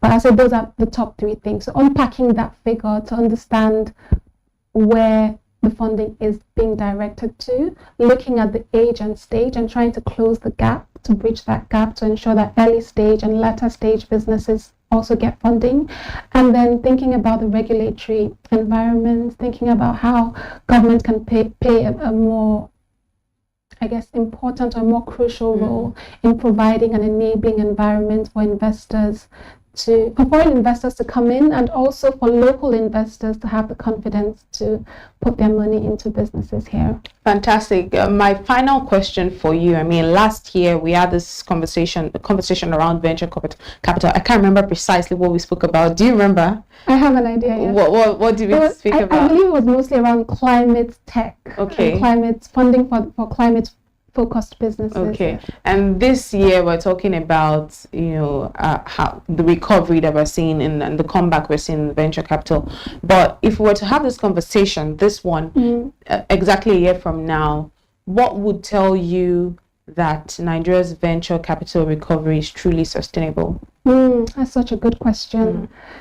I think, just to provide some context, our conversation from last year around climate-focused startups emerging is still as relevant. And if anything, we're actually seeing increased interest and investor appetite in that space.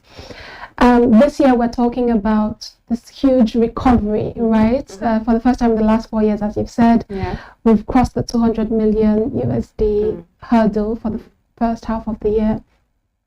I think to prove that this growth is sustainable, we would need to see investment across a broader spectrum of businesses. So not concentrated within a sector, not concentrated within a stage. We need early stage funding, because that's what would feed the deal pipeline and ensure that that pipeline stays healthy. So are smaller businesses able to fundraise?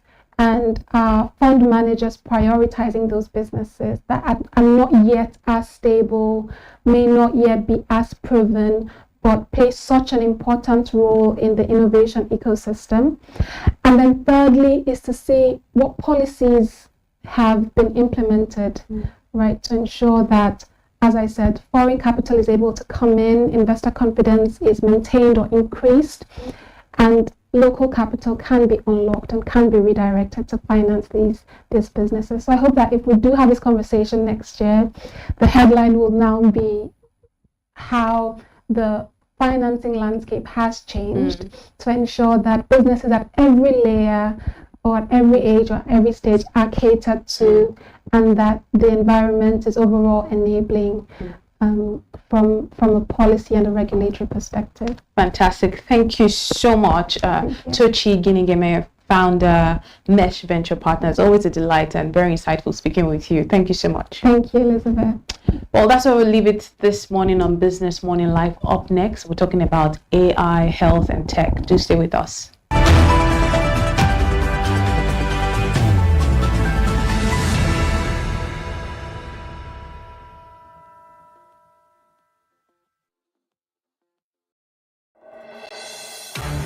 Nigeria, a land of boundless energy, driven by the pulse of over 200 million dreams. At the heart of this momentum stands a giant, Seplat Energy, an indigenous powerhouse accounting for a vital share of Nigeria's oil and gas output, propelled by the historic acquisition milestone with the acquisition of ExxonMobil's onshore and shallow water assets, significantly expanding its production capacity and marking its entry into offshore operations. We are the engine of prosperity, Nigeria's leading domestic gas supplier with a total gas production output of 2.7 billion cubic feet and the landmark Ano gas project delivering first gas. We have elevated our total processed gas output to 855 million standard cubic feet per day onshore. Indeed, we have brought domestic gas utilization to new heights, powering industries and securing energy for millions. But we are not just growing production, we're growing responsibly. By ending routine flares, we are decarbonizing our operations today to protect the Nigeria of tomorrow. Our reach is expanding. From offshore gas distribution to the growth of CNG for transport and industry, we are deepening our presence across the entire value chain. Our impact reaches the grassroots. Through innovative mini-grid projects, we are bringing clean, reliable energy to local communities, fueling economic empowerment where it's needed most. We are more than an energy company. We are a partner in progress, a leader in the energy transition, a giant rooted in Nigeria for Nigeria. Seplat Energy, leading Nigeria's energy transition, powering the future.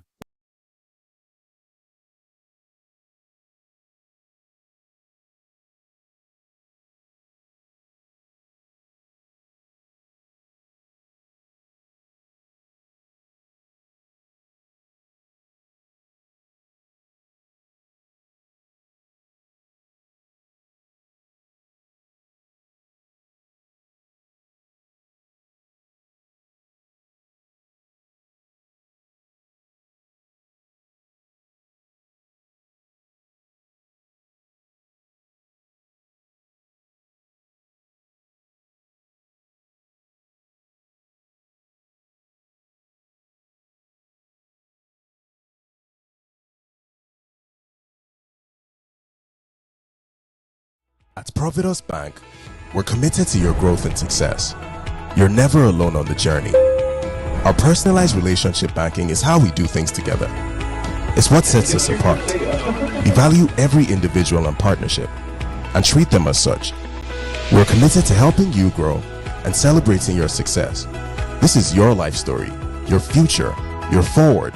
This is all about you. Let's move you forward. Providus Bank.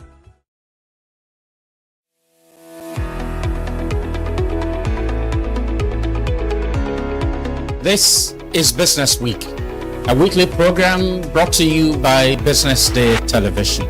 And we're live from Lagos, the nation's commercial capital, bringing you the latest insights into the stories that matter for business and economy. I am Deborah Eze. Onyeka Valentine. I am Destiny Momo. My name is Elizabeth Moses.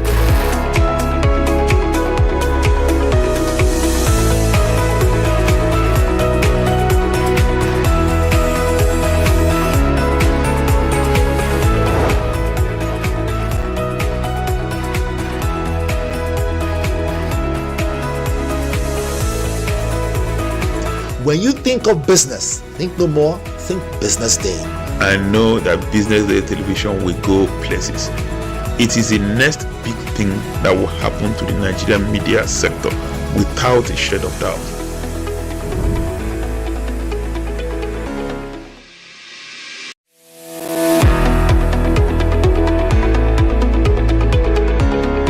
This is Business Week, a weekly program brought to you by BusinessDay Television.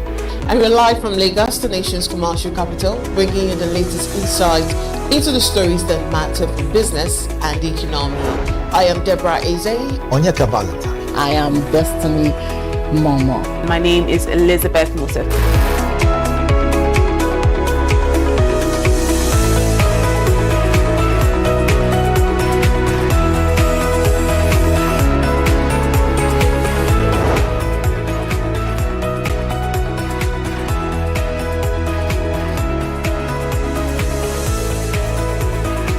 When you think of business, think no more, think Business Day. I know that Business Day television will go places. It is the next big thing that will happen to the Nigerian media sector without a shade of doubt.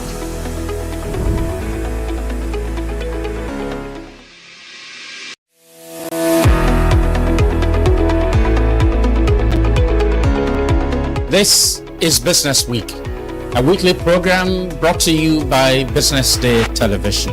And we're live from Lagos, the nation's commercial capital, bringing you the latest insight into the stories that matter for business and the economy. I am Deborah Eze. Onyeka Valentine. I am Destiny Momo. My name is Elizabeth Musef.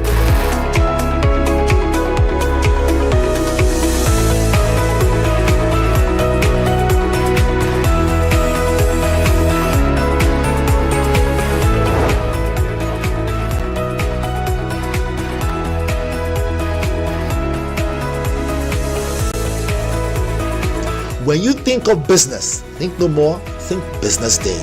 I know that Business Day television will go places. It is the next big thing that will happen to the Nigerian media sector without a shade of doubt.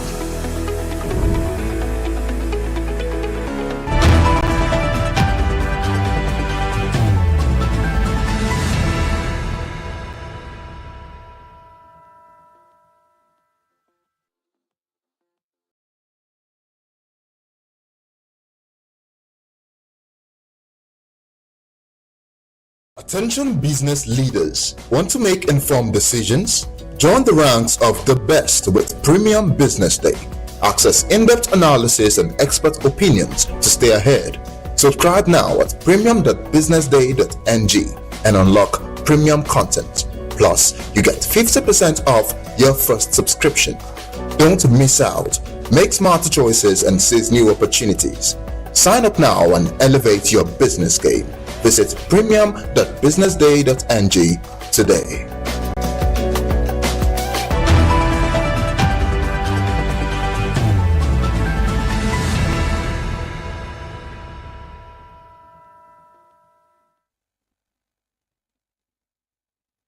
Artificial intelligence is transforming healthcare, promising faster diagnosis, more personalized treatment, and greater access to care. But what has women's health kept pace? For years, experts have pointed to gaps in research and healthcare solutions designed specifically for women, particularly during life stages such as postpartum, perimenopause, and menopause. But as AI becomes more integrated into healthcare, questions remain about bias, privacy, and whether the technology can truly meet women's needs. Well, joining me this morning to discuss this is the founder and CEO of Biamu Health. It's an AI-powered health infrastructure company focused on women's healthcare. Welcome to Business Morning, Shion Rushewe. Thank you so much for joining us this morning. No worries. It's very cool to be here. Thank you for having me. It's really lovely that you joined us this morning. Let me start with the broader picture. We've seen AI reshape industries at remarkable speed. Why has women's health taken longer to become part of that conversation? I think it's a legacy bias, right? Because AI systems essentially inherit legacy systems that are existing, right? So it's an age-old problem. Health research, as you had mentioned, health advances is mostly centered, and even academia is mostly centered on the male body, right? And so women's health is considered a niche by academia and by healthcare system developers as well. But healthcare in women's health is beginning to take off as a niche. And so what's going to happen is we're going to start to build out new data sets for women's health specifically, and very exciting, especially for the African continent, where we are most focusing on what are the healthcare indices for the African woman's body, because our physiology is very, very different, right? So essentially, it's a legacy problem that has been inherited. AI is trained on data sets that exist, and it's very telling on what the history has been. We've only done research. We've only, centered men in healthcare efforts, but that's changing now. The needle is being moved. You talked about AI being trained on the data that is already we already have, but that really then brings me to my next question, because if we see that women have historically been underrepresented in medical research, does that inevitably create bias in AI-driven healthcare? Oh, absolutely. But I think that the effort that is being made at the minute is very centered on how do we change the focus from the kind of data that we've gotten from legacy systems to now focus on the metrics that matters to women's health, right? There's hormonal tracking. There is, focus on postpartum indices, postpartum perimenopause and menopause itself, right? So what kind of data should we be gathering in the first place to focus on providing the best kind of care that women can benefit from, especially in those very sensitive windows of their life, right? So that's the way systems are being structured at the minute, both on the global stage and in Africa, right? So yes, we acknowledge the bias. I have worked with academia, I have worked with researchers, I've worked with clinicians, and so the right questions are being asked. How do we get the right input to help us make the right decisions for predictive AI, for explainable AI, for ethical AI, so that we're holding women properly in the windows that matter to their lives, right? As you had mentioned, there's a big focus on windows like postpartum, like perimenopause. What matters then? How do we then backtrack to understand the kind of metrics to collect data on a track and then train our AI systems on? And we often hear about innovation, but obviously for many women, the real issues are access, talk about affordability, being heard. Why do you believe that AI can make the biggest difference here? I love that question, because you're very correct that there's a lot of feedback from women, even in the West, in Africa, where for the women who even have doctors, who have insurers, who have pharmacists, they still don't feel heard because the system isn't built to hear them and to understand that even emotional friction is information for the systems that we're building, right? AI presents a fantastic opportunity for us to be able to collect data in between doctors' visits. So it's a continued conversation of being able to collect data that matters. As I'd spoken about before, what are the right metrics to track? What are the right things that we should be collecting data on to help us understand and give the doctors or the pharmacists the right kind of story to give her the right support and preventive care / even restorative care, especially in those windows that matter.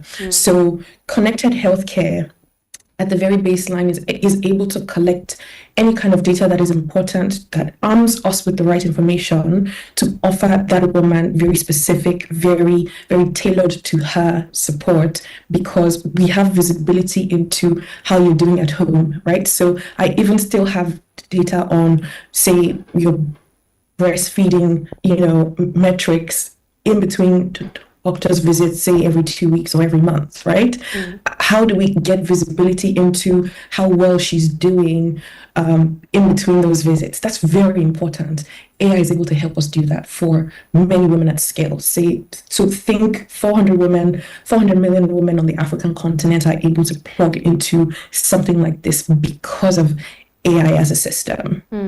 Let's talk about your work with BMO Health. I absolutely love it. It focuses on postpartum care, perimenopause, and menopause itself. These are life stages that we often overlook in mainstream healthcare. Why did you decide to build around this movement? Right. So I started BMO as out of my desk at Paystack 9 years ago, right? Because it's a personal, experience that really helped me understand that in the very critical moments that matter, especially postpartum, because that's where I started from. I had given birth to my son, and I was sat on the kitchen floor at 3 a.m. in King of Prussia in the US, trying to find information about, what kind of support do I need right now? I need answers now. And I realized that there's not much information for one an African Black woman who has very specific questions. And so that led me down the path for how do I then start to build for postpartum bodies. Over the course of the last 9 years, I've worked on building AI systems with academia. I had worked with the University of Nottingham to build out AI systems for this. And that's what really opened my eyes to, outside of postpartum, there are very specific windows in a woman's life that matters, where they're very, very vulnerable. And as you said, mainstream, health systems don't particularly have a focused lens on this. And so it's an opportunity to be able to build systems that actually hold women in very, very vulnerable windows of their lives. Because I think that women are like the pulse of family, community, or of our country, right? It's important that we're starting to build healthcare systems that focus on holding women in the windows of their life that are quite fragile, that matter.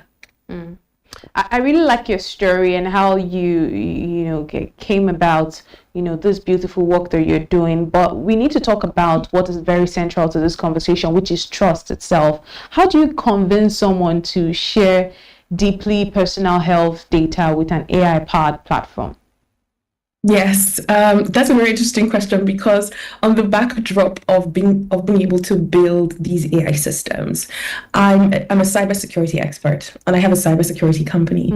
And so because of that understanding, we're able to build the systems and bake security right from the product development and product design phases of being able to build any kind of system, right? So outside of being a systems thinker, I'm the person who is sort of like the guardrail designer for what does it mean to be ethical in building out the systems that we're building to hold women, right? Because I believe that infrastructure is care, and part of that care is baking, the global standards for health information, for data privacy, for AI ethics, right? So there's ISO 42001, HIPAA, GDPR. All of these sort of standards are baked into how we've built our products and our infrastructure to be able to enable not just us to build the right systems and products for women, but to help other builders and to cascade our thinking for what it means to have more secure systems that hold health systems and women's health systems across the continent. This very good way to intersection between cybersecurity and AI and women's health. Fantastic. But let's also talk about regulation, which is actually struggling to keep pace with technology. Do you believe that the current safeguards around AI healthcare are sufficient? I think that it's evolving really quickly, which in and of itself is very impressive, because AI, is spreading like wildfire, is evolving really quickly as well. And so regulation is keeping pace. And I think that gives us a sense of safety, right? The conversation keeps continuing, and it keeps involving, people who are building systems, operators, people who are adopting these systems. So that gives a sense of we're in the right direction, right?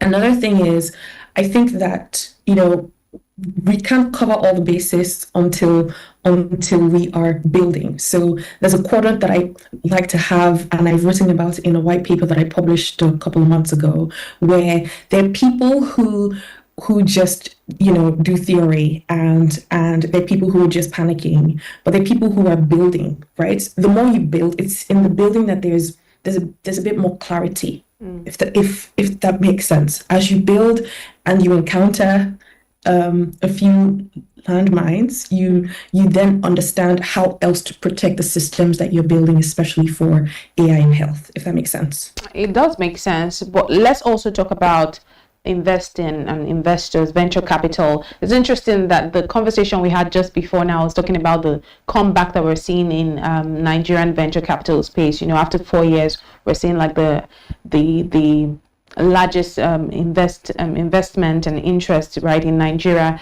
since 4 years. So let's talk about how much investors are pouring into, billions into AI and digital health globally, are we seeing enough attention and enough capital flowing into women's health innovation, particularly in Africa? I think it's a thesis that needs to be proven, right? There are verticals that are very, very, as I like to say, very sexy, and they're clearly very valuable, right? So fintech's one of them. There are many other verticals that are very attractive to venture capital. However, I think women's health as a niche needs conviction, needs more distribution, right? Before I think there would be an uptake there.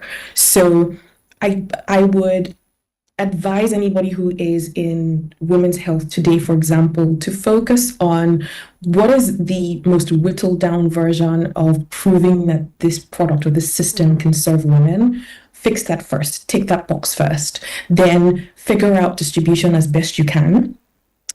And I think that's then going to drive a lot more interest / conversations and a lot more checks in the vertical. It's a brand new vertical in Africa, I think. So I would say let's give her a moment before we see more checks and more headlines about ventures raising cash for their products. Yeah.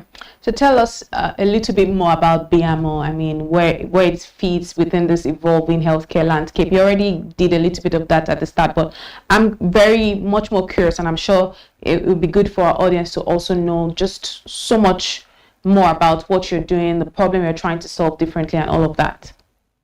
Yes. So BMO as a company started 9 years ago. I had gone to the US and experienced a very difficult pregnancy. And I thought that in my 2 trimesters that I spent well, I'm in England at the minute, but in Nigeria, I mean, it was good. I was supported by my team of doctors, but the accessories and just the extra things that really helped me carry the pregnancy through the 3rd trimester and postpartum, I thought it was missing at home, right? So a year later, out of my desk at Paystack, I started the company, right? So we started with nursing bras, nursing tanks, and essentially started the mom economy in Nigeria. We went on to distribute through mom communities and through Evercare Hospital, and we stocked at MedPlus Pharmacy through about 5 states in the country. Right. So that's what started the journey. But over time, we started to ask ourselves, what does it mean to build technology systems that could support women in very critical moments like postpartum at scale, right? So we then started to think about connected health. And then that evolved to, a system where we built infrastructure that can enable other builders, right? Because I started out in infrastructure.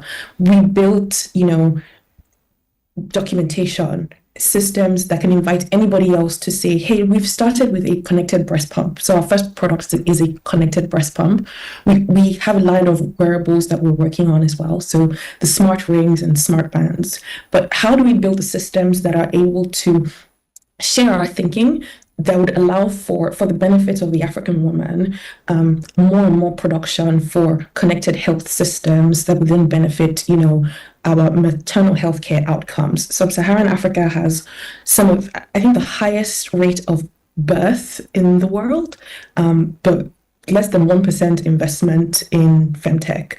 That is a huge disparity. How do we then drive and build the right tools that can enable other builders to build this in that space?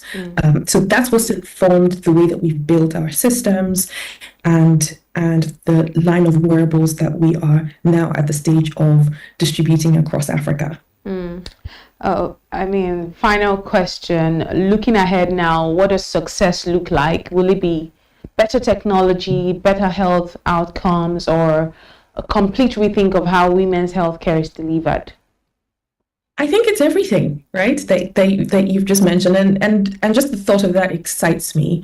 What we're going to see is that, for example, the African woman doesn't have a relationship with a doctor. Like the average African woman in Togo, compared to the woman in the US, is most likely going to benefit more from an AI system that allows for us to be able to collect data about her health while she's pregnant, in her postpartum window, and every other window that matters to her, so that we're in a better position to offer her support and preventive care. That's an exciting thought to me. We're also going to see a world where there'll be more builders who have seen that, one, it's much easier to build for women's health because there's infrastructure that I can leverage and shrink the time to market to be able to serve more women. So we're going to see more use cases, right?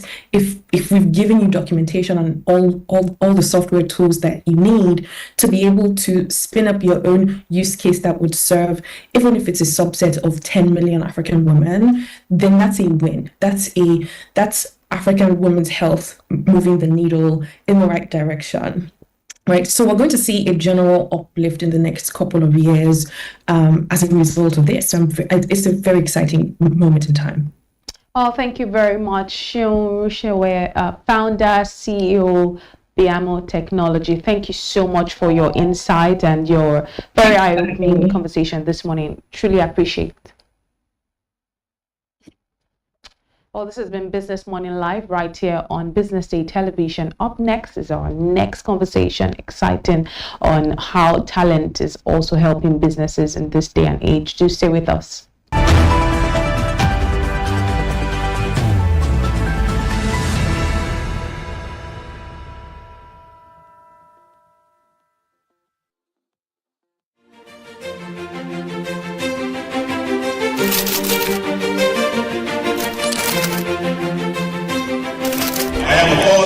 Great admirer of the impeccable credibility, professionalism, and business savviness of BusinessDay. If you really mean business in Nigeria, start your day with BusinessDay.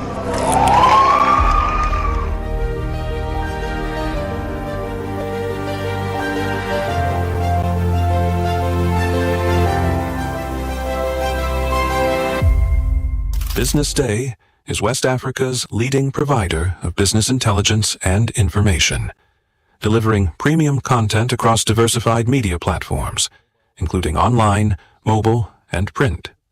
Since its inception in 2001 with a weekly newspaper production, BusinessDay has expanded its reach to provide exclusive content accessible through print, mobile, and online channels. At BusinessDay, our mission is clear: to be the foremost provider of business and financial content, empowering readers to make informed decisions in Nigeria and Africa.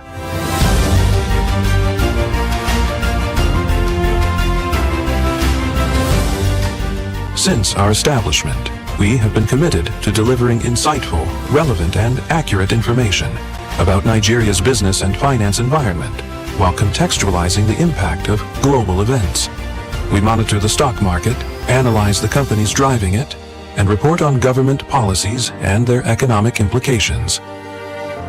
From decoding market trends to dissecting economic shifts, we offer actionable investment ideas and serve as a compass for decision-makers navigating complexity.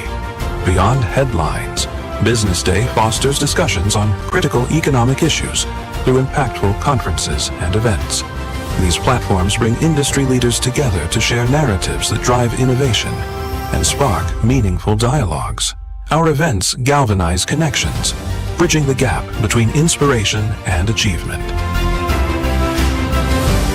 For businesses seeking visibility, our strong digital presence offers unparalleled opportunities, with millions of followers across social media and a dynamic website attracting visitors from within and outside Nigeria. BusinessDay is the ideal platform to boost visibility for your products and services.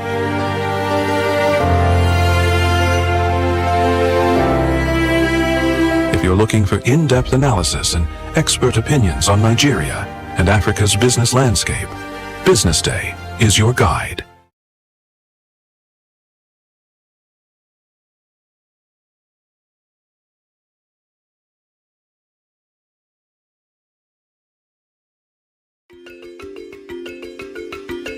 Pleasure of welcoming great supporters and friends from INMA. He's the president, and then of course L. Wilkinson, and then Dorin is heading the work in Africa.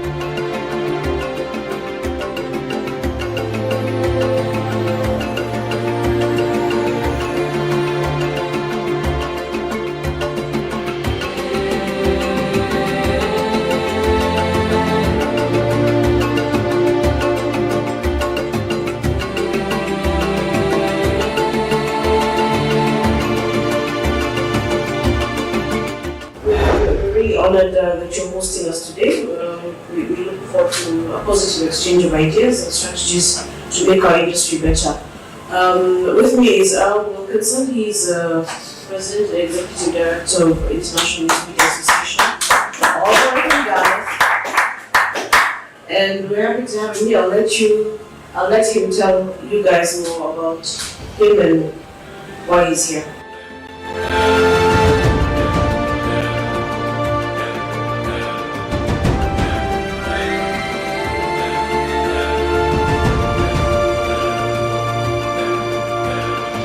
I would leave you with the idea about Business Days. No platform can take it. No AI can replicate it.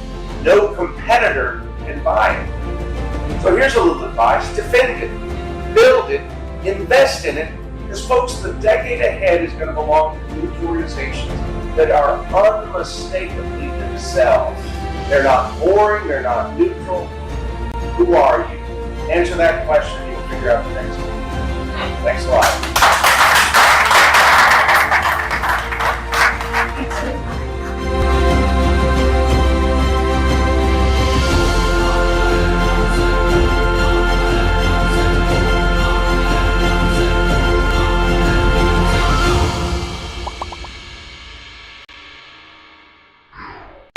For 25 years, Business Day has delivered credible journalism, intelligent analysis, and decision-shaping insights to Nigeria and Africa's business community.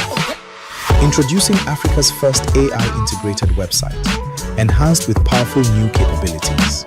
At the heart of the new platform is the AI-enabled chatbot, built to help you navigate stories faster, ask questions, get summaries, and access deeper context instantly. Text-to-speech functionality, allowing you to listen to articles on the go. The Murtala Muhammad International Airport, Lagos, has recorded an 11.8% growth in air traffic. Whether you're commuting, driving, or multitasking, Business Day now moves with you. And with our new language translation feature, our journalism becomes even more accessible. You can select your preferred language, thereby expanding reach across diverse audiences in Nigeria, Africa, and beyond. This innovation reinforces our commitment to being not just a news platform, but also a smart, accessible, and future-ready business intelligence hub. As we celebrate 25 years of impact, we step confidently into the future, powered by technology, driven by credibility, and focused on you. Visit the new Business Day website today and experience the future of news.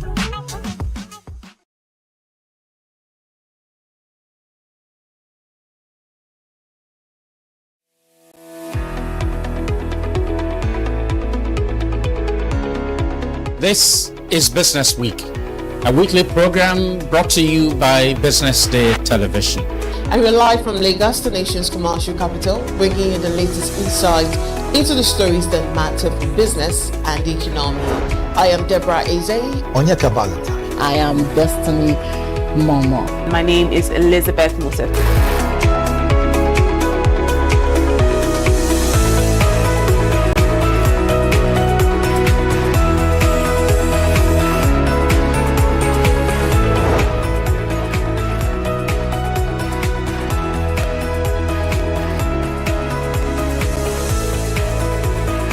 When you think of business, think no more, think Business Day. I know that Business Day Television will go places. It is the next big thing that will happen to the Nigerian media sector without a shade of doubt.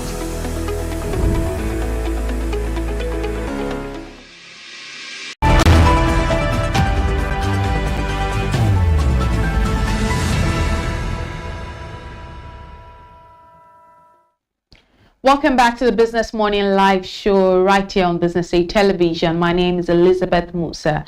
Nigeria's labor market is becoming increasingly competitive while businesses are grappling with inflation, rising operating costs, and economic uncertainty. They're also facing another challenge, which is keeping their best people. From the Japa wave to changing employee expectations around pay, flexibility, career growth, and workplace culture, many organizations are struggling to retain top talent. So what does it really take to build a workforce that stays committed, engaged, and productive even in these difficult times? To help us and give us more light on this conversation, we're joined by Nelly Godfrey Monday. She's the founder and executive director of Sooth and Solace Global Insight and Coaching Limited. Thank you so much for joining us on the show, Nelly. It's great that you're joining us this morning. I want to start by hearing your thought, establishing thought on this conversation. What are your thoughts about the times that we are now and some of the things that you think is keeping top talent in jobs? Oh, all right. Thank you very much for having me on the show. And to talk about that, it all boils down to survival and cost. And top talents are retaining them in a society or in an enterprise, your company, organization, and whatever. There has to be a lot of work to be done on the parts of leaders. And if top talents stay with an organization, company, enterprise, that's most likely because they are being satisfied by their survival needs. They are okay. They are properly treated, and they find the need to stick with you. But should they not be treated, or they don't feel treated right, that is where you have the problem of them leaving. So retaining talent has to really be a lot of work on the side of leaders, founders, managers, CEOs, and all of that, all what you like, the whole stakeholders and all those kind of boards. So that's why even if people are in your space and they don't feel heard, they don't feel seen, they don't feel taken care of, most importantly, their financial needs are not being met. We are in the era of cost. In the Nigerian society, everything is on a high side. So talent will stay if they are being paid well, if their needs are being fulfilled, and if their talents are being heard, seen, and appreciated. Thank you. Yes, I hear you when you talk about being seen and employers making their employees and their talents feel seen. Absolutely spot on that. But let's also talk about the jackpot trend, which many employers do blame for losing staff. Is migration, is it our biggest problem right now, or are there deeper workplace issues that companies need to address? All right, so jackpot it's one of it, but it's usually the scapegoat for it. People blame it on jackpot because the society, the environment, the country is no longer favoring us. We want to jackpot. But in an organization, in a company, in an enterprise, and before a staff or a talent walks out of the door, he or she has already checked out mentally with you or with your organization or with your company. So if they check out, that is when they now proceed to embarking on their jackpot plans. So you see that jackpot is all right, it's there, but it's not the root cause of it. In fact, if you ask people outside Nigeria, they long to come home, but the problem is survival, cost. Things are not properly structured well for them to actually pack their bags and come home. So Japa isn't really the root cause of it. In the end, it still boils down to how well you treat your employees, your top talent. Because in the end, everyone wants to survive. They want to do well. They want to take care of their families. They want to better themselves, but they will remain with you when they are not seeing that the possibility of actually achieving that. So, yeah, that's one thing you said that really resonated was how many people are mentally checked out before even leaving an organization. And the second thing is how there's so many people who are out of the country who actually long to be here, but survival is really important, and completely spot on. This brings me to my next question. Inflation we see as eroded purchasing power, but many businesses, they simply can't afford significant salary increases. Now, beyond pay, what are some of the biggest factors that influence whether employees stay or leave? I mean, you already alluded to one, feeling seen and being seen. What other factors influence whether employees stay or leave? all right. That's very impressive. I really like that question because before I delve into answering that question, I recently was faced with that this dilemma, this scenario. So another reason is clarity and career growth. You see, most company, organizations, or institutions, they are not clear about what they want you to do and what they want from you. Let's leave we were given employment letter, I was given this, and they wrote, oh, you have to resume what time, you have to do this and all of that. But if you ask many people in the corporate system, business world and all of that stuff, employees, they will tell you that mostly they don't actually stick to that roles that were highlighted in their employment letter. As time goes on, they will ask you to do this thing extra. They keep putting you here and there, and they keep overusing you than what was initially agreed on, highlighted, and talked about. So beyond pay, enterprise companies and all of that, be clear about what you want these people to do for you and stick by it. And also be clear about their career growth. Tell them that after 1 year, we review and promotion comes after a year or 2 years. And it depends on how you run your structure or your system. But put it out there, let it be there. And put the means of how this is going to get done. And stick by it. Be truthful. Be straightforward with them. They are human beings. That they will work for you or for your organization doesn't mean that they don't have a say. It's their life. So then it will be much better if everybody were straightforward to each other, because you find people that. A friend of mine was just telling me the other day that in her workplace, when she joined, she realized that there were people who have been working there for about 10 years without promotion, without increment, and it was pathetic. In the Lagos community, we know how it is. And sometimes you see these people stick around probably because they have already been psychologically brainwashed. Like, they don't know it. They don't know it because if they do, they wouldn't be there. But psychologically, they have checked out on their self-esteem or motivation for themselves that there is something out there better for them. So you see them sticking around. And also, if you find this kind of people, that means their skills have been underutilized and they haven't upskilled.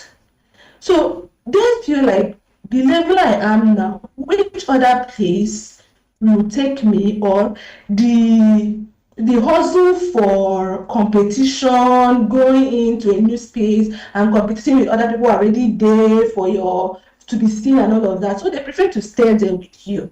But that doesn't mean that their hearts and their mind and their efforts are entirely and 100% with you. It's because they don't just have a choice and they are not motivated enough to move from you. So every employee or staff would like to be clear on their career growth. What do you have for them? How long? How does it take? What's the process? And not just the promotion, what's the benefits? Give them benefits, give them incentives. These are things that motivate an employee and a top sorry, what? That's fine.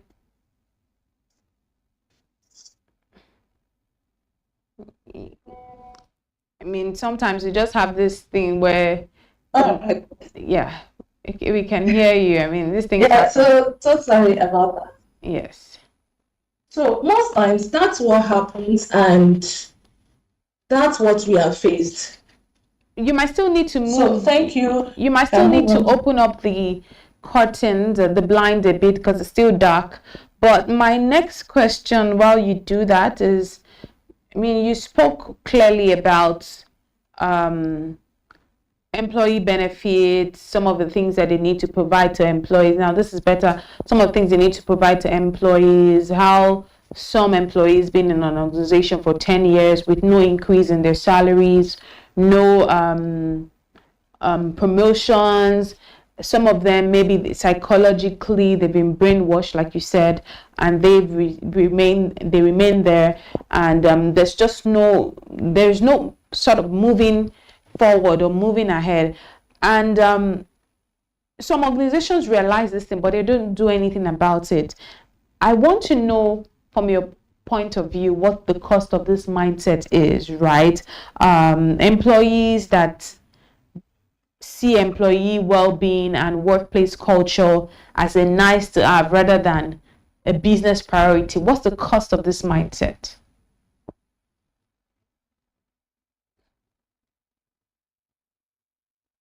All right, so actually, it leads to a high turnover. Employees or employers don't think that leveraging on upskilling their talents, their staffs, is they don't see it a big deal. Most of them don't even put it as part of the budget. Most of them will tell you that go, like, after all, it's your personal skills, like you are not doing it for me, it's in you, and we are not sure if you would be here with us for a long time, so you can do it for yourself, right? So employers do not really find a need to actually invest in their employees like that. And this leads to burnout. This leads to high turnover, and this leads to bare minimum. Now, I had just mentioned previously, some minutes back, how most employees don't find a need to move forward because you know that your friend in the other organization, there's a lot of competition.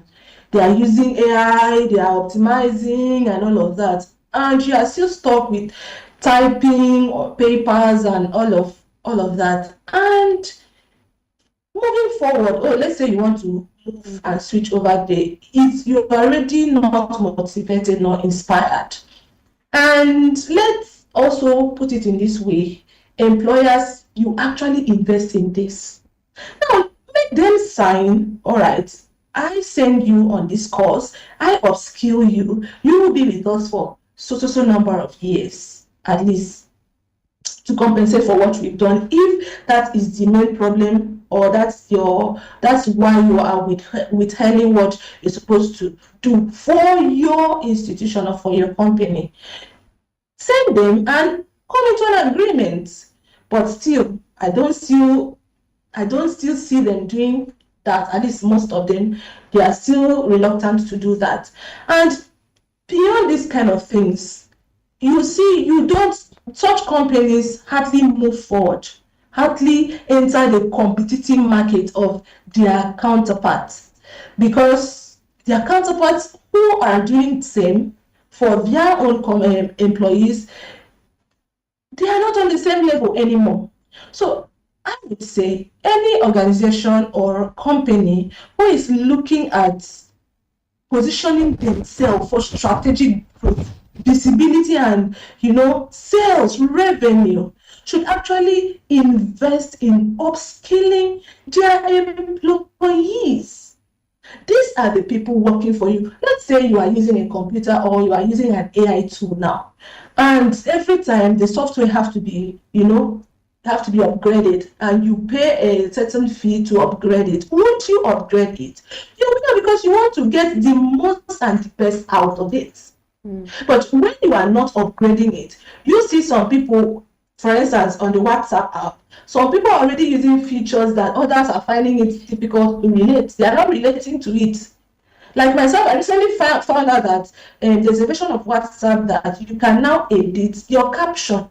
Some people are not yet there because they haven't upgraded. Not that you have to pay to upgrade.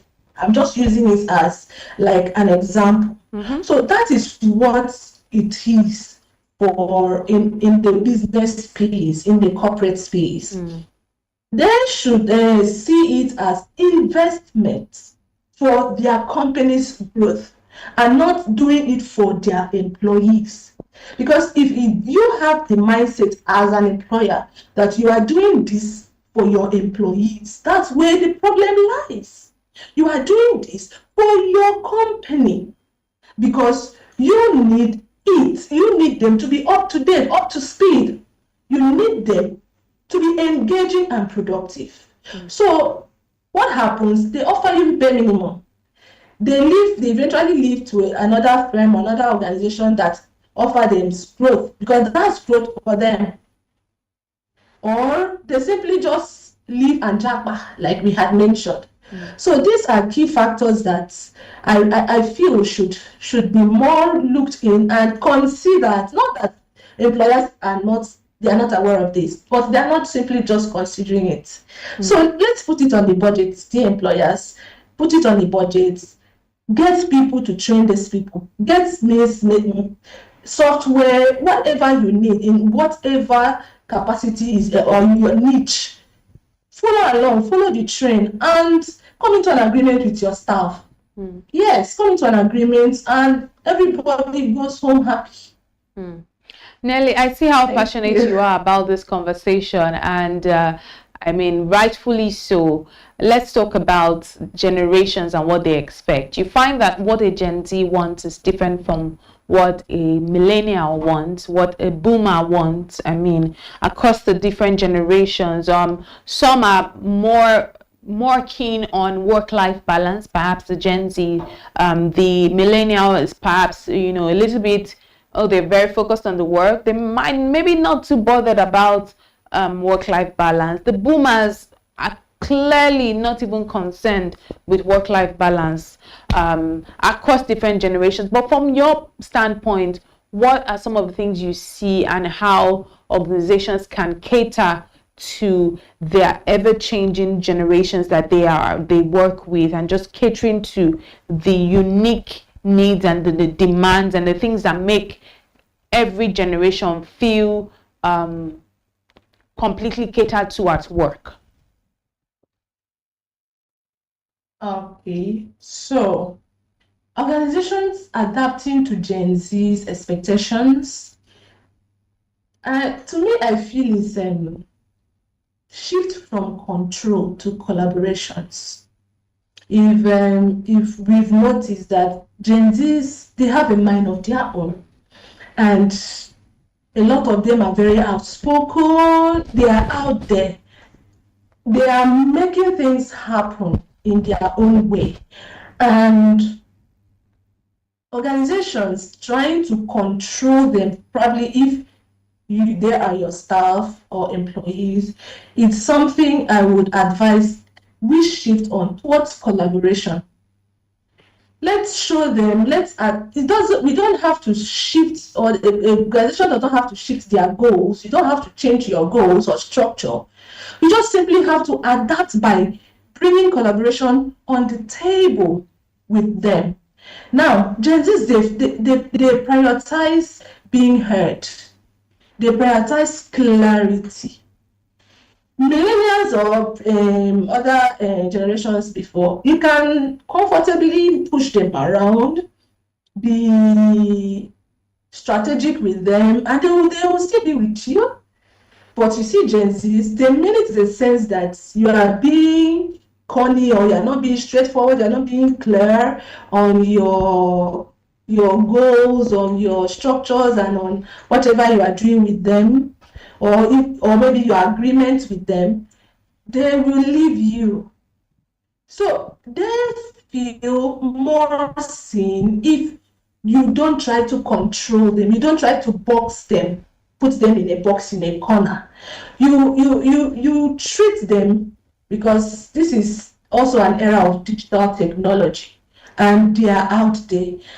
They are producing things, they are into things, they are learning things, they are upskilling a lot. And if you try to box them, that means they see you as a threat.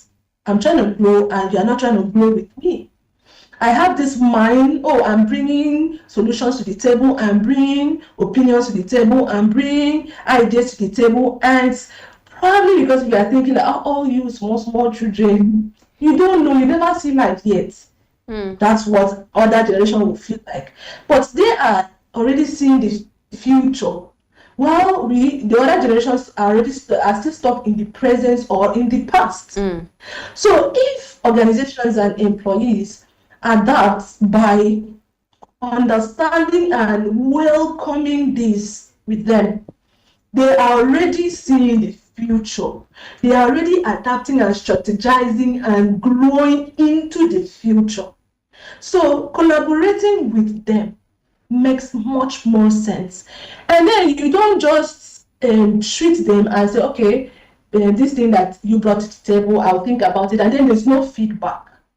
There is no feedback. The next thing, the other person is trying to sell their idea to some other company who wants to buy it, or online, or could post something and that idea is out there. So you give them feedback. You make them feel like we are all in this, either as an employer or whatever ladder of authority you are in. Let them feel like you heard them, you considered it, even though you didn't still go through with it, but give feedback. So adapting with these people are just, it's simple. Don't try to control them, but try to collaborate with them. Try to see them. You have to see them, and they want to be heard. Hear them, even if you don't consider it. But that way, you see that you'll be creating something like a balance, a teamwork balance, and a workflow balance as well. So that's what I have to say about that. Just a very fantastic way to put it. In closing, I can't but ask this question, because it's the $1 million question everyone talks about: AI, technology. You hardly have a conversation without asking any questions around AI and technology. So I'm just going to bring it to you and ask you, where does AI and technology come in retaining top talent? Are there ways that AI and technology help in any way? Oh, yes, there are. After all, we are in a technology era. We are now in a digital era. So, of course, it helps. Now, depending on your niche, but in the society now, regardless of any niche, you will still find yourself in need of digitalized knowledge or skills. And AI makes things much easier. So incorporating the idea of AI in your workplace or workspace, first of all, you have to let your staff or your employees know that these things or these ideas, this expansion or this integration is not coming in to replace them. Because the minute you give staff or employees that idea, it's automatically they immediately start to plan their exits. So firstly, we have to let them know that this is not coming to replace you, but actually to complement your work. So you employers can urge or can encourage their employees to learn. For instance, now it's much easier to just get things on. Before, you used to sit down, go to Google, and you put a topic in or a research in, and you ask step by step, you pick notes, you set it aside, bring it together, paraphrase, and all of that. But now, AIs help people to optimize this work in such a way that you put things there, and with the right promptings, just give you a rundown of what you want, you pick what you want, and you move. So it is important that employers try to integrate this and also carry everyone along. Upskill, I keep preaching, I keep saying upskill. Upskilling is very good. Upskilling is very reasonable and wise. So upskill your staff, let them learn, let's put it side by side in a complementary format, not in a takeover format. The software, the AI app and whatever, the machine is not coming to take over. It's coming to make work easier, simpler, and speedily. So it's something that it should be embraced and should be encouraged on. All right, thank you very much, Nelly Godfrey Monday, for joining us and talking about how to retain top talent in this very challenging time. Thank you so much for your passion and your delivery this morning. Thank you. Thank you very much. You're for still having watching me. Business Morning Live right here on Business Day Television. Up next is Social Listening, where we check out some of the stories making the rounds on social media. Do stay with us.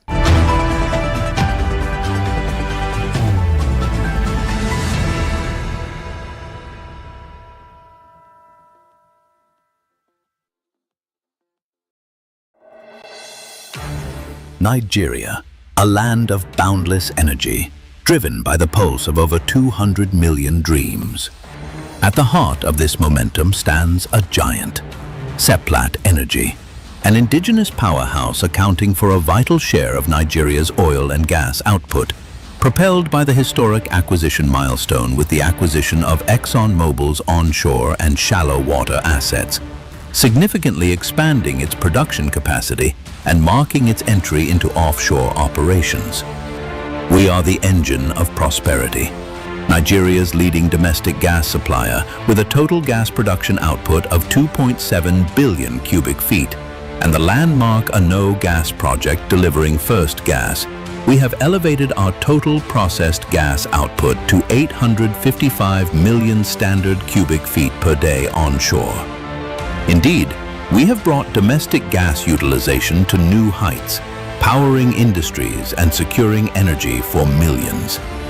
But we are not just growing production, we're growing responsibly. By ending routine flares, we are decarbonizing our operations today to protect the Nigeria of tomorrow.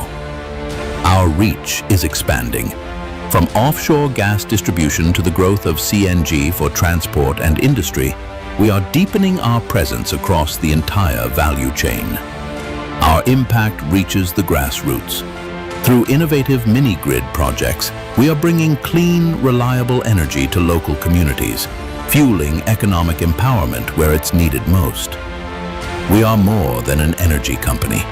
We are a partner in progress, a leader in the energy transition, a giant rooted in Nigeria for Nigeria. Seplat Energy, leading Nigeria's energy transition, powering the future.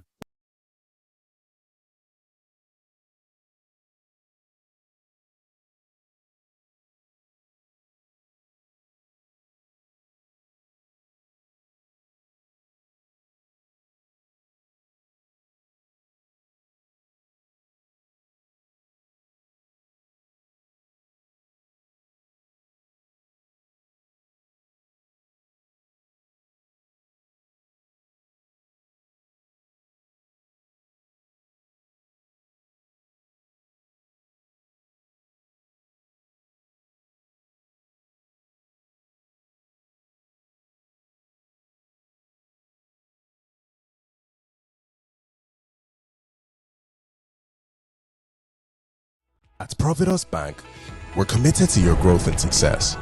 You're never alone on the journey. Our personalized relationship banking is how we do things together. It's what sets us apart. We value every individual and partnership and treat them as such. We're committed to helping you grow and celebrating your success. This is your life story, your future, your forward. This is all about you. Let's move you forward. Providence Bank.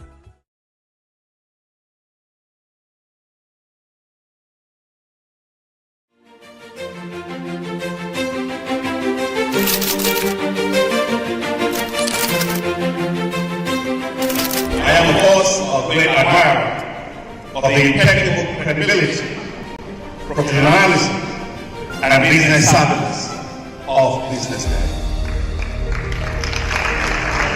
If you really mean business in Nigeria, start your day with BusinessDay.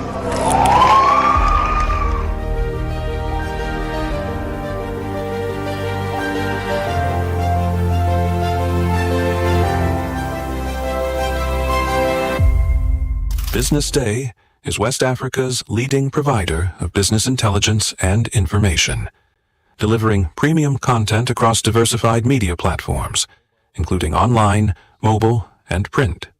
Since its inception in 2001 with a weekly newspaper production, BusinessDay has expanded its reach to provide exclusive content accessible through print, mobile, and online channels. At BusinessDay, our mission is clear: to be the foremost provider of business and financial content, empowering readers to make informed decisions in Nigeria and Africa.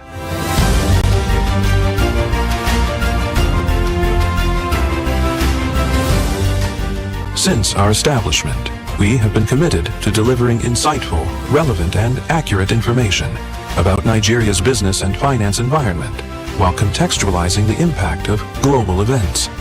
We monitor the stock market, analyze the companies driving it, and report on government policies and their economic implications. From decoding market trends to dissecting economic shifts, we offer actionable investment ideas and serve as a compass for decision-makers navigating complexity. Beyond headlines, BusinessDay fosters discussions on critical economic issues through impactful conferences and events. These platforms bring industry leaders together to share narratives that drive innovation and spark meaningful dialogues. Our events galvanize connections, bridging the gap between inspiration and achievement. For businesses seeking visibility, our strong digital presence offers unparalleled opportunities, with millions of followers across social media and a dynamic website attracting visitors from within and outside Nigeria. BusinessDay is the ideal platform to boost visibility for your products and services.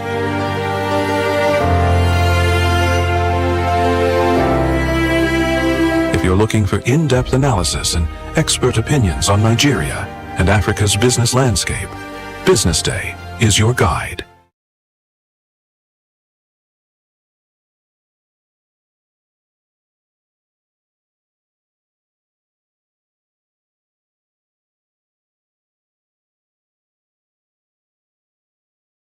For 25 years, BusinessDay has delivered credible journalism, intelligent analysis, and decision-shaping insights to Nigeria and Africa's business community.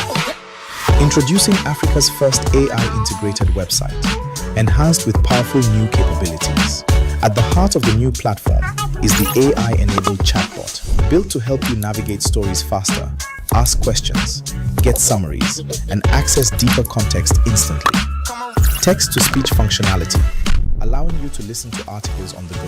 The Murtala Muhammad International Airport, Lagos, has recorded an 11.8% growth in air traffic. Whether you're commuting, driving, or multitasking, BusinessDay now moves with you. And with our new language translation feature, our journalism becomes even more accessible. You can select your preferred language, thereby expanding reach across diverse audiences in Nigeria, Africa, and beyond. This innovation reinforces our commitment to being not just a news platform, but also a smart, accessible, and future-ready business intelligence hub. As we celebrate 25 years of impact, we step confidently into the future, powered by technology, driven by credibility, and focused on you. Visit the new Business Day website today and experience the future of news.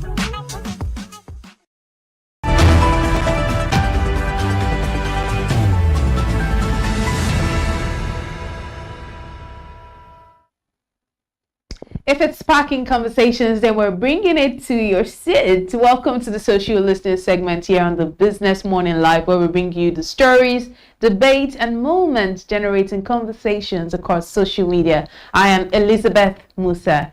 Now, let's get into what is making the waves online. For our very first conversation today, the Commissioner of Police for the Federal Capital Territory, Ahmed Mohamed Sanusi, has warned Nigerians not to allow police officers to search their mobile phones during a routine stop and search operations, saying that this practice is illegal and has been abused by some officers for harassment and extortion. He went further to explain that police officers cannot stop people on the road and demand access to their phones simply because they suspect them of internet fraud or any other offense. Now, the commissioner clarified that phones may only be examined as part of a lawful criminal investigation after a suspect has been properly arrested and due process is followed at a police station. Let's see some of the reactions on social media to this one. I mean, it's a very important discourse, and it's good that we're having the CP speak on it. Now, that's a comment from Philip Okonta. It says it's easy to say while sitting in an air-conditioned office wearing suit and tie. What are the measures on ground to make sure that your men comply with this rule? If only you know what people go through, thousands in the hands of police on a daily basis. That's a comment from Philip Okonta. Let's see if we have more reactions to this story on social media this morning. That's a comment from Private Nigger. He says it's easier said than done on the road. When you are dealing with an armed officer on a dark road, knowing your right doesn't automatically protect you unless there are real penalties for officers who disobey this. That's from Washington. Very private. Wow. No, that's not a good name for me to be saying on social media. Let's move on to another comment. Eustace Alagamba says, approve body cams as compulsory part of the police care. That's the most effective solution. All these verbal assurances have never proven sufficient to stop negative police versus civilian interactions. That's from Alagamba. Abubakar Kigo says, you shouldn't be telling the unnamed civilians to not allow an armed uniformed policeman to resist being illegally searched. Instead, teach a policeman not to illegally search civilians and punish them when they do. Those are the reactions, obviously, from social media to this conversation. So tell me, where do you stand? Do you stand for stop and search? Do you stand for allow them search or allow them not search? How are we going to regulate? How are we going to regulate safety and just allow police to do their job? Do you think that there's a way to go around this? Do you think they should just stop? What do you think? Let's go to our next conversation today, as the newly sworn in Delta State Commissioner Moses Ogodo became emotional on Monday as Governor Sheriff Oborowori formally inaugurated him into the State Executive Council. Now, he broke down, Ogodo, in tears shortly after taking the oath of office at the government house in Asaba and attempted to kneel before the governor in appreciation for his appointment. I had to pause there. Now, according to the Senior Special Assistant on Media to the Governor, Osai Ovie's success on Tuesday, the governor urged the new commissioner to stand up, stressing that public service was a responsive or a collective responsibility. Now, one thing about us as Nigerians is that we are very keen on respect. We're very keen on respecting the people and honoring people above us, which is very important because honor is key, respect is important. So I understand why some people might feel a little bit shocked. I don't understand why some people feel a bit shocked. Maybe they are looking and saying that, oh, how can this man be kneeling down for this person? But the truth is, it doesn't, humility, honor, respect doesn't take anything from anyone. But let's see the reactions on social media before I chime in my own thoughts to this conversation. Well, exactly. Piro says Africans should learn to separate culture from professionalism. You can take a bow and not kneel. After all of this, just do your work, Sha. Congratulations. Exactly. Washington, this man again. I think we should stop taking a comment from this person just because of the name. It's offensive to people. It says the gap between political well, let's move on to country, not nation. It says the administration will soon be over. He probably thought he would never be invited to come into the table, but somehow favor, and then he puts that in quotes, shone on him. That's a much correct word grammatically. But I think when he says favor there, is saying that tongue in cheek. Ogbete oligarch says it simply doesn't merit the position. Obviously, he sees his appointment as a favor rather than a call to serve. If he understands the weight of his position, he will realize that if there's any favor, is the one doing the governor a favor for accepting to serve. I think I completely am with oligarch on this one. I honestly don't believe that you should give people roles as a favor or whatever. Just allow the people that actually know the work to do the work. Let the people that know the work do the work. Stop doing favors. Stop. I think I should just keep it there. Honestly, let's just be professional. Let the people that deserve opportunities get opportunities. Let the people that deserve opportunities get opportunities. I don't know how much I want to say this thing, because if you keep putting people square pegs in round holes just because, we'll continue to see the mess and the rot it will cause to our immediate environment, to our society at large, and it's not for the best. But hopefully in this case, it's not a square peg in round old situation. It's just a case of, perhaps he deserves the job and he gave it to him, hopefully. But let's move on now to our final conversation today. The family members, colleagues, friends and supporters gathered in K2 Lagos on Tuesday to bid farewell to the late organizing secretary of the Lagos State chapter of the National Union of Road Transport Workers, Toba Ajiboye, popularly known as Toba Ijaya. This was a very sad situation last week. He happened to be killed last week. Video circulating on social media showed mourners in large numbers as the slain union leader was laid to rest, with emotional scenes as sympathizers paid their last respect. Ajiboye died after succumbing to gunshot injuries sustained when unidentified gunmen attacked his vehicle in the Fade area of Lagos on Sunday evening. It's quite sad. Never a pleasant type of news to see. I pray and wish his family comfort. I pray for comfort to his family, friends, loved ones at this time, and may his soul rest in peace. Let's see some of the reactions on social media to this story real quick. There's a comment from 3 heads are better than one. He says a typical black man will always enjoy having people depend on him. So does this mean these people have become unemployed simply because one man died? That's a big question to ask. That's a very big question. You can't be the only tree or in a forest. There has to be many trees. Dora says it's always touching to see how much impact someone had on people around them. May his soul rest in peace. I hear you, Dora, but there's also the part of empowering people in the right way, not just dashing them money, giving them the not just fish, but teaching them how to fish. Let's see more comments to this story. Menopause child, wow, says this man is an NURTW member and not one person spoke ill of him. Not one person. He was definitely a good person.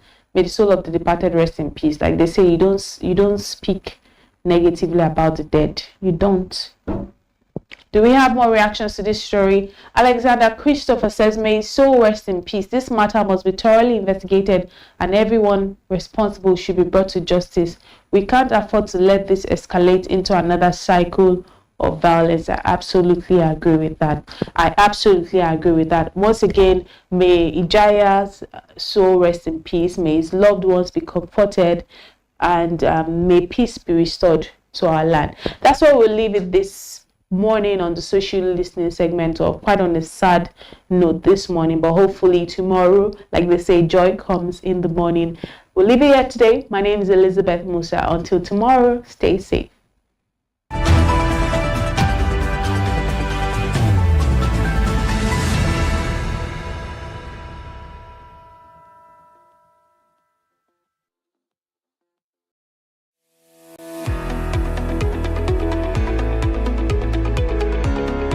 This is Business Week, a weekly program brought to you by BusinessDay Television.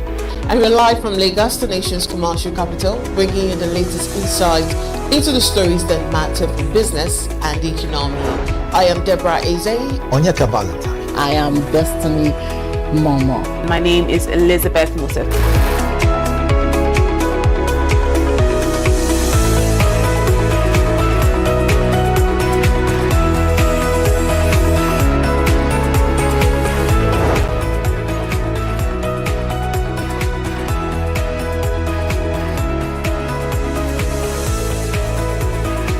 When you think of business, think no more, think Business Day.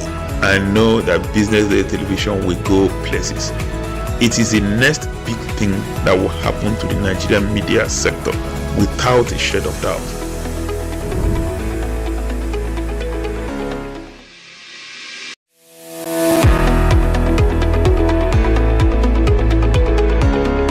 This is Business Week, a weekly program brought to you by BusinessDay Television. And we're live from Lagos, the nation's commercial capital, bringing you the latest insight into the stories that matter for business and the economy. I am Deborah Eze. Onyeka Valentine. I am Destiny Momo. My name is Elizabeth Musa.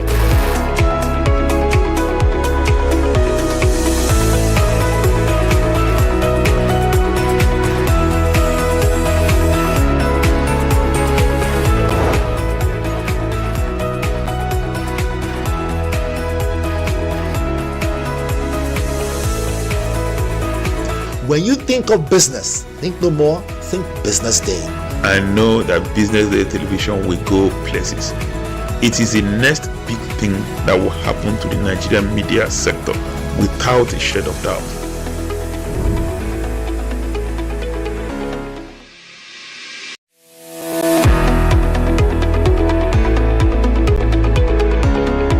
This is Business Week, a weekly program brought to you by Business. And welcome to Reflections Nigeria. This is where we take up some issues in our country, be they social or political and or even economic issues, and then we try to break them down to your understanding.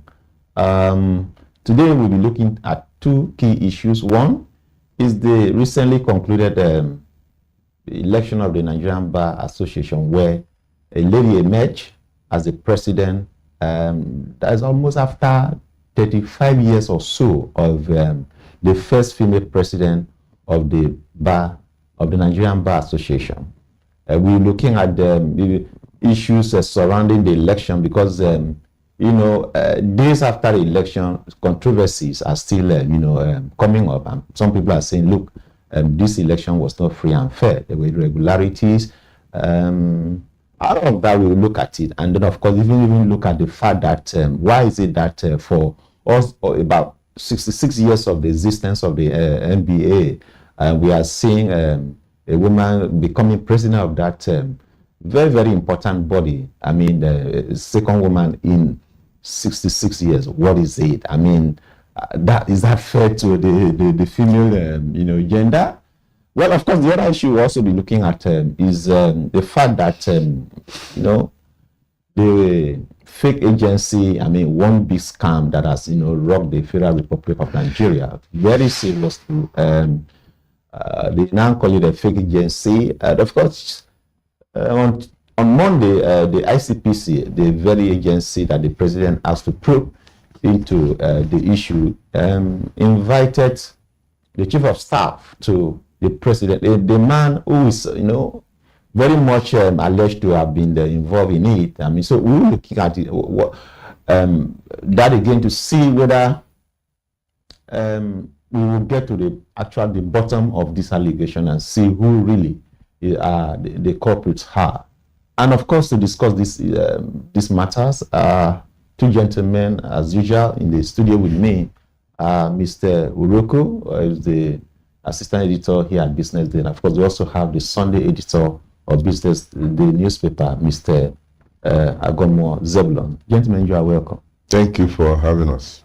Well, we are not going to waste time I won't waste time to, begin to give further introduction to the topic that we want to discuss. Just last weekend, it was an interesting election, as it were, the Nigerian Bar Association. 3 key contestants, but of course, the only female was the one that was elected. Her name is Mrs. Badejo Okunsanya, who put 12,317 votes. That's about 47% of the total vote cast. We have the second contestant, Chief Mr. Latif Akambe, who scored 7,934 votes. That's about 30% or thereabout of the total vote cast. Of course, we also have Mr. Olumuyiwa Akimboru, who scored 5,855 votes. That's about 22% or thereabout of the total vote cast. But interestingly, the only female, among them was the one who was declared winner. But of course, there's been controversy over, of course, particularly the man who came second, Mr. Akambe, has actually, she has written a later protest, has talked about the fact that there were irregularities, people were not allowed to vote, and all of that. There was a technical glitch, and then so. Zeb, let me start with you. How did you see the NBA election? Interestingly, the 3 candidates are all senior advocates of Nigeria. Also very senior lawyers. But interestingly, a woman won. Zeb, what's your take on this? Yeah, thank you so much. And I must say congratulations to the NBA family. NBA is an elitist group. Over the years, some of the individuals who have emerged or who have held that position as the president of NBA have been distinguished Nigerians. So that body is not just just ordinary, organization. So it's highly respected and august organization. So this time around, unfortunately, before the election, there was a lot of crisis surrounding the election, to the point that some people threatened legal action and all that. And even some people went to court over it. So some people also called for the cancellation of the election itself until by Friday or thereabout. Popular opinion had this way that the election must continue. So congratulations to the only female contender who emerged, the president. Mrs. Badejo. Mrs. Badejo. So as you mentioned during the introductory parts, this is the first time, I can say the first time a female had been elected substantively as the president of NBA. The first ever acting president was when Bola Ajibola was appointed by Babangida, who now relinquished that position to go into Priscilla Akuye. Yes. Now, this is the first time a woman had to be elected as the president, so which is a a very big position. Be that as it may, it's also unfortunate that such an august organization could embroil itself into such a messy situation. Because if we're lamenting the crisis that had become part of the electoral system in Nigeria, we didn't expect that Mba should run itself into such an unfortunate situation also. Because we're also lamenting here that the judiciary has assumed the position of the ballot box. Each election, the result is being determined by judges and the courts, so which is unfortunate for us here. So if the Mba now has found itself in the same shoes, it means that the country is not really doing well. Because it is within Mba you see the creme de la creme of the society. If we begin now to see people who can no longer organize themselves, then it's something to lament over in this country. So, like you noted, there was controversy arising from technological manipulation, disenfranchisement of some members, then claimed that the outgoing leadership now had favored the person who now emerged as winner, because they were saying that the outgoing or the outgone now, the outgone chairman, president work in favor of the woman who now emerged. So a lot of things did not add up well for the election to be seen to be transparent. Even at a point, they even dragged the Attorney General into the fray, that there were some hanky-panky deals that they were not really transparent. So they also allege that there was electronic portal failure that disfranchised many people. So people saw it as a calculated attempt to rig the election. And that was why the second runner-up now is alleging that it must have to be probed. So there was also allegation of partisanship. Already, of course, those who were going were supposed to be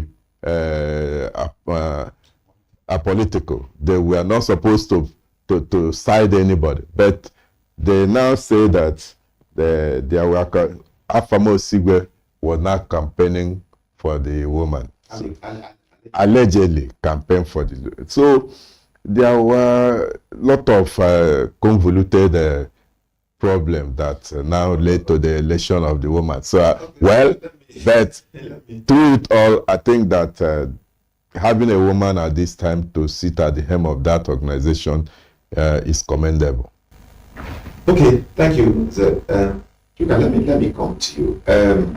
How will you assess the election? Of you, like you see it? I think it's an improvement.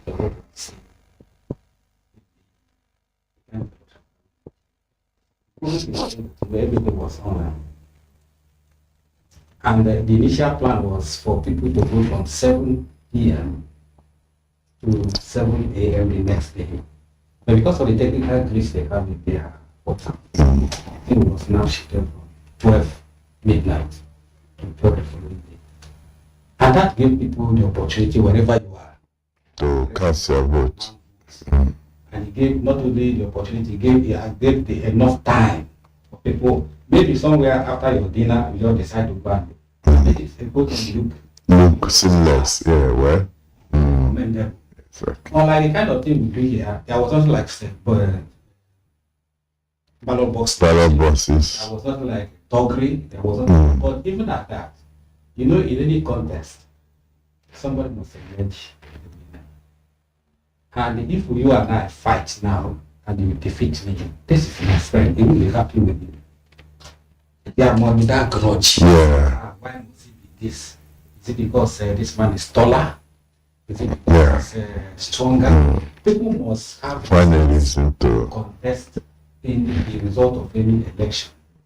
And that's what we are seeing That's what we are seeing in the case of the election, the MBA election. But for me, I think the system they adopted is something that we can even.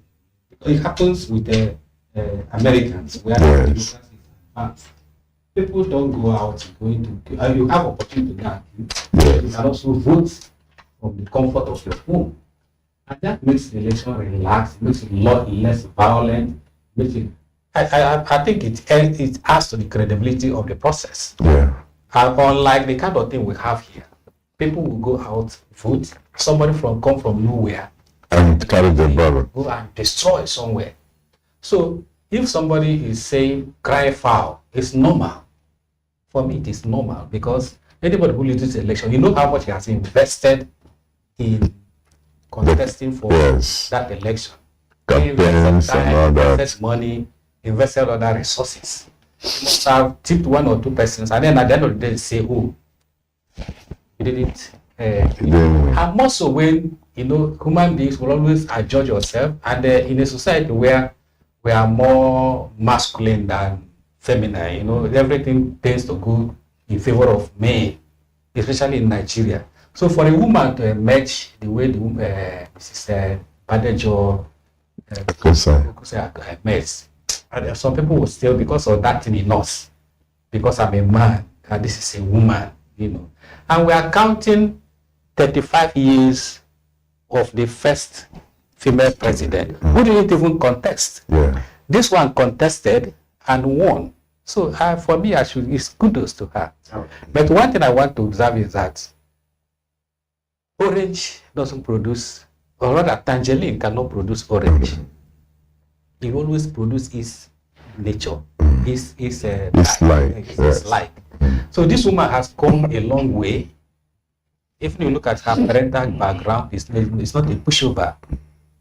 Is the daughter of a professor, the daughter of a registrar. I think the first vice chancellor of LASO, and then the first registrar of Unilag. Wow. So it's somebody that's maybe, let me say, groomed from birth to be a big person, so to speak. So her emergence is not, and then her played active part in the NBA politics and operations. So for me as an individual, I think I welcome the woman's election and I wish her the best. Wish her the best. Okay, but fine. You said something, and I think I need to draw your attention to something. You talk about the advantage of electronic voting here. But one thing that has become very clear is that since 2016, when the NBA decided to adopt that, to using electronic voting, we've seen more controversy. It has been controversial. Yes. Yes. Every election of the NBA since that time, there's been one controversy. In fact, last year we also had this. You recall? I think so. But you look as if the electronic voting that was supposed to enhance the transparency of the process, has become an albatross. Bigger problem to them. Yes. But if you look at this election, let me go for it. If you look at this election, about 82,000 lawyers. The lawyers, and then 26 have been registered to vote. Yes. Right. Central accredited. But just about 26,000. You can see the number of disenfranchised. Yes. And so many lawyers are complaining. The lawyer said he was able to vote, but his own wife was not able to vote. Who is also a lawyer. He was a practicing lawyer. So it's as if what was introduced to enhance the election has become the albatross, the very thing that is making them to have the controversy. Yes. I said it also that this is a human society, and a lot of things, actually manipulations will always go there for maybe some people to get to get what they want to get. We cannot rule out, because of the kind of society in which we find ourselves, you cannot rule out some, even the idea of the system breaking down. Glitch is, we have seen it in the wider society where a whole started 15 and somewhere along the line. All the other elections, House of Reps, Senate, all of them succeeded with the electronic system, but only came to uploading results. Only came to where the main cake is involved. Then all of a sudden the thing started to work, and has not worked till today. So what my only explanation to that and my reasoning is that there could be, because it's not an excuse because for us to be human, but human error will always be there. Is what? Yeah. Well, okay. Thank you, Chika. So let's go back to the other interesting thing about this election. Like we said, in about 66 years of the existence of the NBA, we are having just 2 female,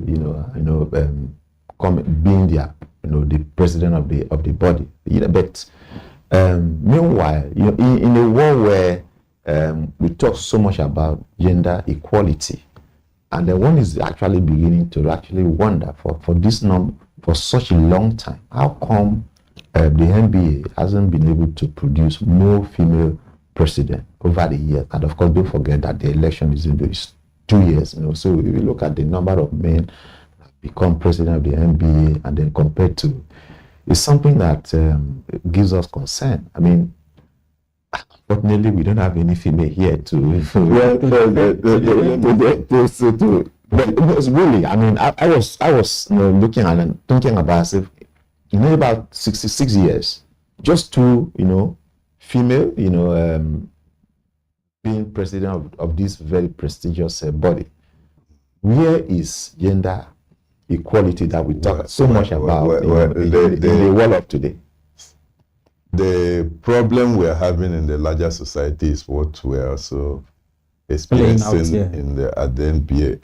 You see, this has become a very topical issue in the Nigerian politics. People are saying, why is it that we don't have a many number of females at the National Assembly? In fact, it has become a very recurrent issue. People have been debating. The few we had in the current 10th National Assembly, we even thought that there were very, very few. But in the election we are going into in 2027, going by the number of people that marched during there'll be fewer. Rancorous primaries. The number will be abysmally few. So you are going for appointment. Well, I can say that the president has tried in the area of appointment, but appointment and election are not the same. So Nigeria is not doing well in terms of inclusion.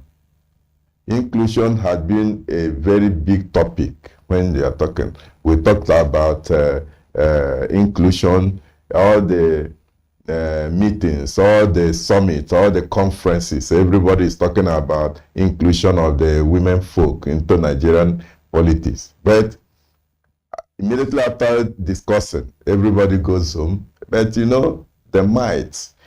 Females are not known to bulldoze themselves into political space the way the male do so, or the males do. So that is essentially the problem. And don't forget, the corruption in the system is so endemic that the males, those who are asserted themselves into the process, go to any extent, including killing, to ensure that they perpetuate themselves in power. So these are the reasons why it will seem that women are not being promoted or are not being carried along. When Buhari was there, before he left, he signed some bills and passed some laws, including the not too young to run. But are these things being implemented? The answer is no. So it's a good place we are starting to see it from NBA that a female has been elected. Do we hope that this may lead to other things in future? Well, we wait to see. But it's a good place to start. It's a good place to start, Yes. really. It's a good place to start, really. Yes. But the other thing I also we need to bring out in this discussion is that if the NBA, which is the body that we can say advocates so much for rights, body that can always speak against anything that is not going right in society. If the NBA, in organizing its own election, is having this level of controversy, where really, lies the hope? Because you are wondering, in 2020, we're going to have an election in 2027. MBA or lawyers themselves are the ones that will always know. If you see them talk about, how the country is badly run, but here, just organization of less than 100,000 members, they cannot organize election that we can say truly this is fair to everybody. It's transparently done, so that everybody goes home feeling satisfied that the right thing has been done. I mean, there are some people who are saying, look, you need to probe into what happened in this election. So if this is happening with the NBA, and be, like I said, this is the body that that speaks for the people. Is this a reflection of? So where do we go from here? Thank you very much, Josh. But the MBA or lawyer are just what we call a microcosm of the entire society. It's a very minute section of the society. But be that as it may, they are still part of the rot in the society. Yeah. These days in modern Nigeria, we have seen that lawyers are even worse than other professions by virtue of what they do, especially with our electoral process. We'll allow 200 million people, so to speak, to go and vote, cast their vote in the ballot in a polling booth. Only for one lawyer, or let me say, even if it is 5 lawyers, 5 judges, will just upturn the entire thing and then render that process invalid and useless. So if lawyers even have controversy in their election, I think it's just a reflection of what we have seen so far, that somebody can give a judgment and after a few months turn around to say what he said yesterday is no longer valid. These are also lawyers. By whatever name you call them, they started out as lawyers. Yeah, but they are lawyers. So we are not so surprised. I listened to one commentator saying that why the election was not even cancelled outright, but because lawyers wanted to save their face by saying, "Oh, this people even they could not conduct a credible election." That's what the situation was saved. Rather than cancelling the election because after the process system problem they had, they say, "Oh, let us just allow some time to pass and then continue the election." So lawyers are not angels, especially in a corrupt society like the one we have in Nigeria. Lawyers are not angels. They are not angels. So they also exist in this kind of space, in this space where all of us exist. And don't forget that many of these lawyers are people who have even failed in politics. And whenever anybody who has gone to politics and come out, they have learned 1 or 2 things that are negative. Cannot come out to say when you get associated with Nigerian politicians, you'll be tempted to get polluted because they tell you there and then that has to there's something that you don't just get it like that.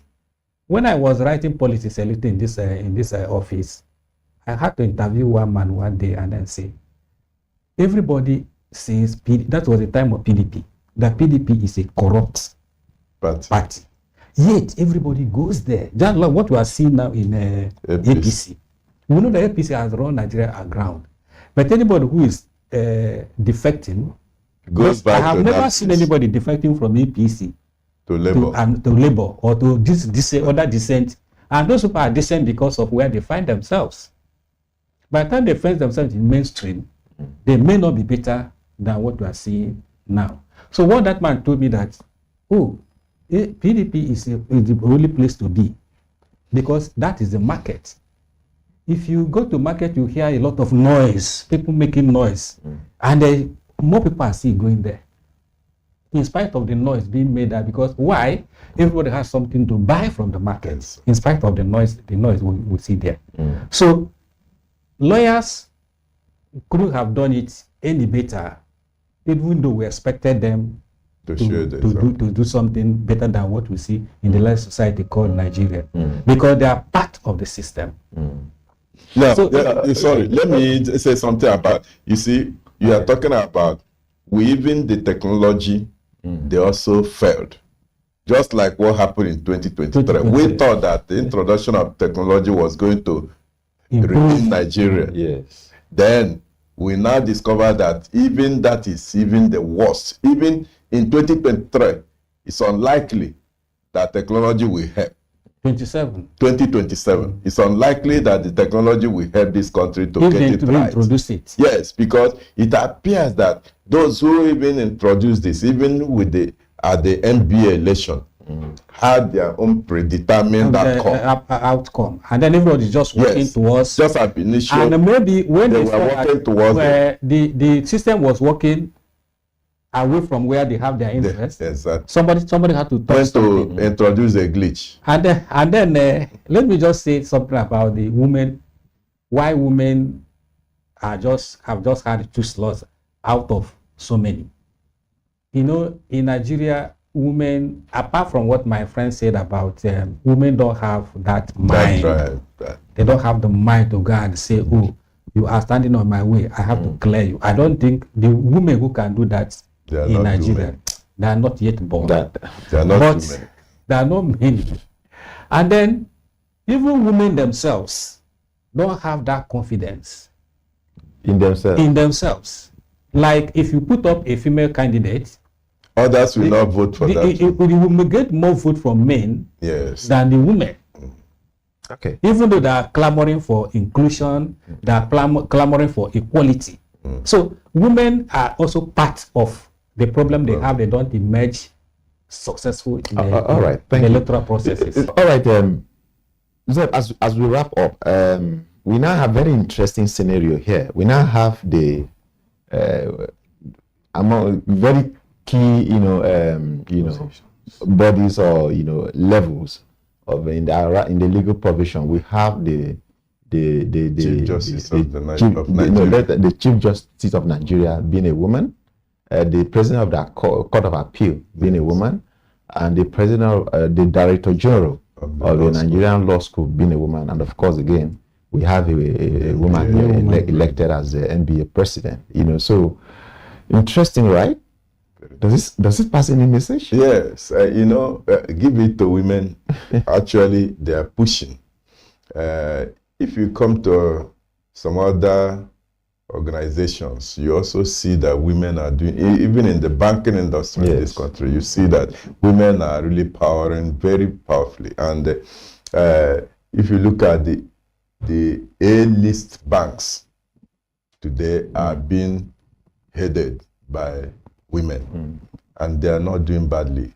So in other sectors also you can see how women, even in the manufacturing sector, you see women doing very great.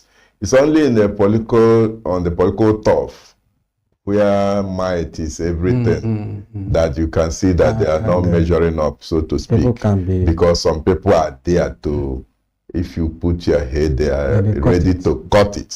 So that is why it appears that some women are scared. We have women who have got the guts to even be the president of this country. But nobody is giving them that opportunity to do that. So there have been few women that had that shot at the presidency.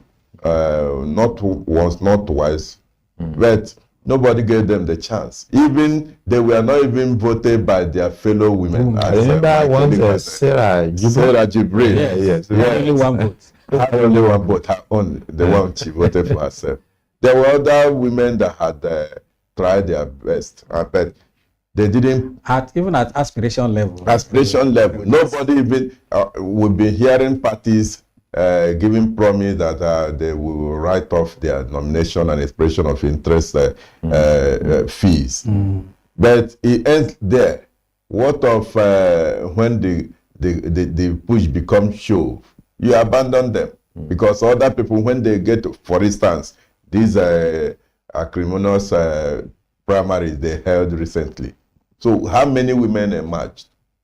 So women have been doing great, but unfortunately, in the political arena, they are not doing well. Not the fault of theirs, but because they are stuck against people who have determined not to give them space. And I think that in due course, things may change. Who knows? Okay, what has happened now should be really an inspiration to women, especially the younger women who should aspire to become whatever it is that. Chuka, just before your very last word. I think you said it all, that what women need is more space to stand and contest. And if they find themselves in a space that is populated by sharks, especially in the political arena, it's difficult for women because they don't have that lever, so to speak. They are many of them, especially those who are very, very, very brilliant and intelligent. They don't want to involve themselves in that kind of thing. A good example is somebody like Ngozi Okonjo-Iweala. When the heat of politics became so hot in Nigeria, she disappeared because that is not the kind of tough where she can operate and optimize what she's made of. That's why in the banking industry and other places where you use brain, that is thinking, where you apply wisdom, apply brilliance, you see intelligence, you see many women excelling there. But this place where you see people who are just there, people who didn't even go to school, and those ones are more brazen, they are more they can do anything. And because of people like that who can do anything, women don't want to go there. And women who qualify actually to lead Nigeria, those who are well read, those who are well exposed. Such people will not come to soil their hands or their name with the lives of Ngozi Okonjo-Iweala, the lives of Obieze Kwesili. Obieze Kwesili once will express interest to contest. He stopped at aspiration level because he saw the picture and said, no, this is not the place for me. And she was not given any chance. She was not given any chance. So that's why I think women need more freer space to operate, a space that is safe, space that is ennobling, not the kind that anybody can just come and say, oh, you cleared the way because if you stand on my way, I will clear you. I'm a moving train. Yes. And actually, don't doubt him because a politician that wants to get something will get it unless that thing doesn't exist again. All right. So thank you. I once listened to a politician who said that he doesn't kill anybody. I mean, in politics, the only thing that they do is that they remove obstacles. They don't so if it is a woman obstacles, I don't obstacle can be anything. Politicians don't kill. They remove obstacles from their which is terrible, you know. All right. Thank you, gentlemen. Okay. Thank you so much. That's the size of our package on Reflection Nigeria today. Thank you so very much, listener and viewers, for staying tuned.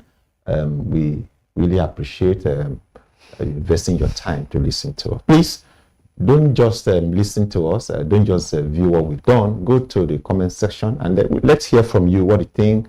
Let's hear your comment about the emergence of a lady this time around as the president of the NBA, and of course, the great things that are happening in Nigeria. Thank you so very much. My name is Joshua Bass.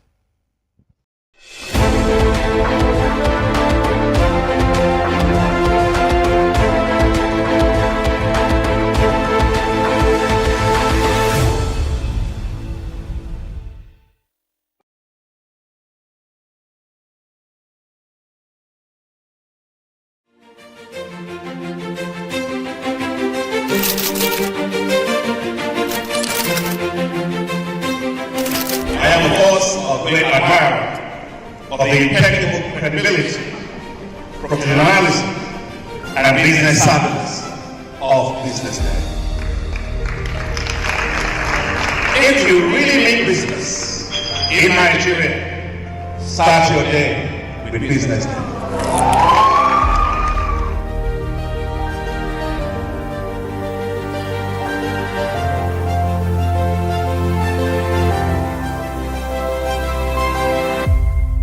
Business Day is West Africa's leading provider of business intelligence and information, delivering premium content across diversified media platforms, including online, mobile, and print. Since its inception in 2001 with a weekly newspaper production, Business Day has expanded its reach to provide exclusive content accessible through print, mobile, and online channels. At Business Day, our mission is clear: to be the foremost provider of business and financial content, empowering readers to make informed decisions in Nigeria and Africa.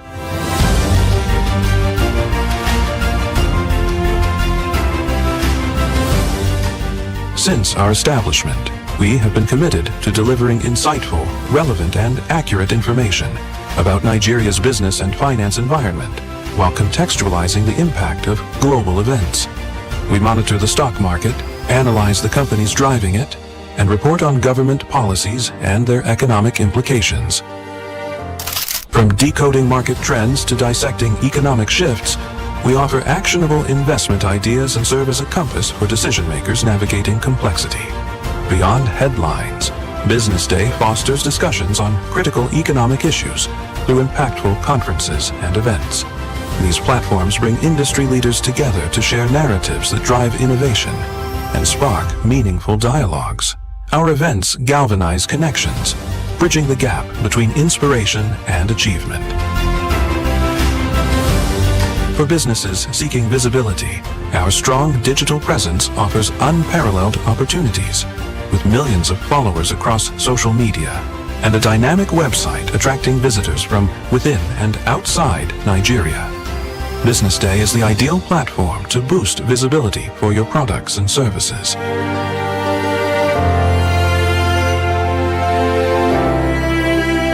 If you're looking for in-depth analysis and expert opinions on Nigeria and Africa's business landscape, Business Day is your guide.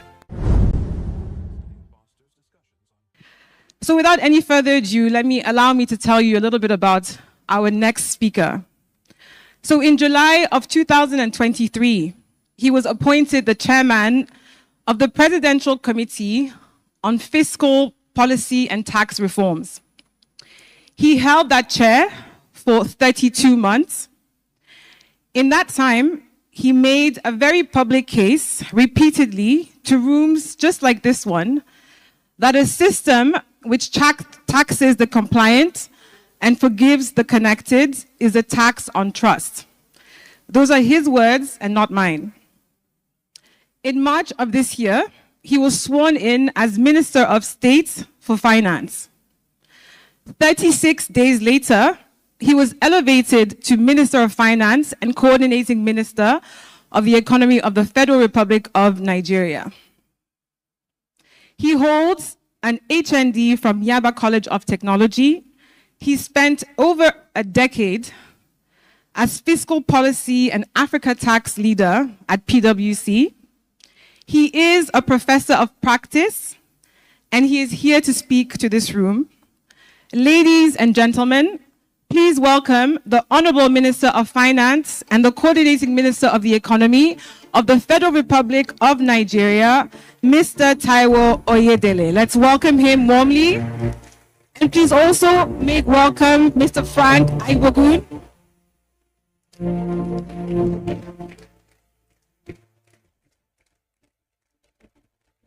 Thank you very much, Honorable Minister. Please be seated.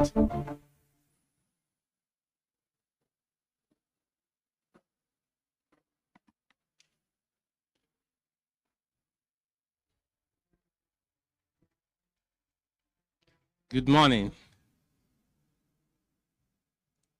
Let me start by congratulating Business Day for educating us, informing us, and providing insights, not only about business, but the economy for now a quarter of a century. Congratulations.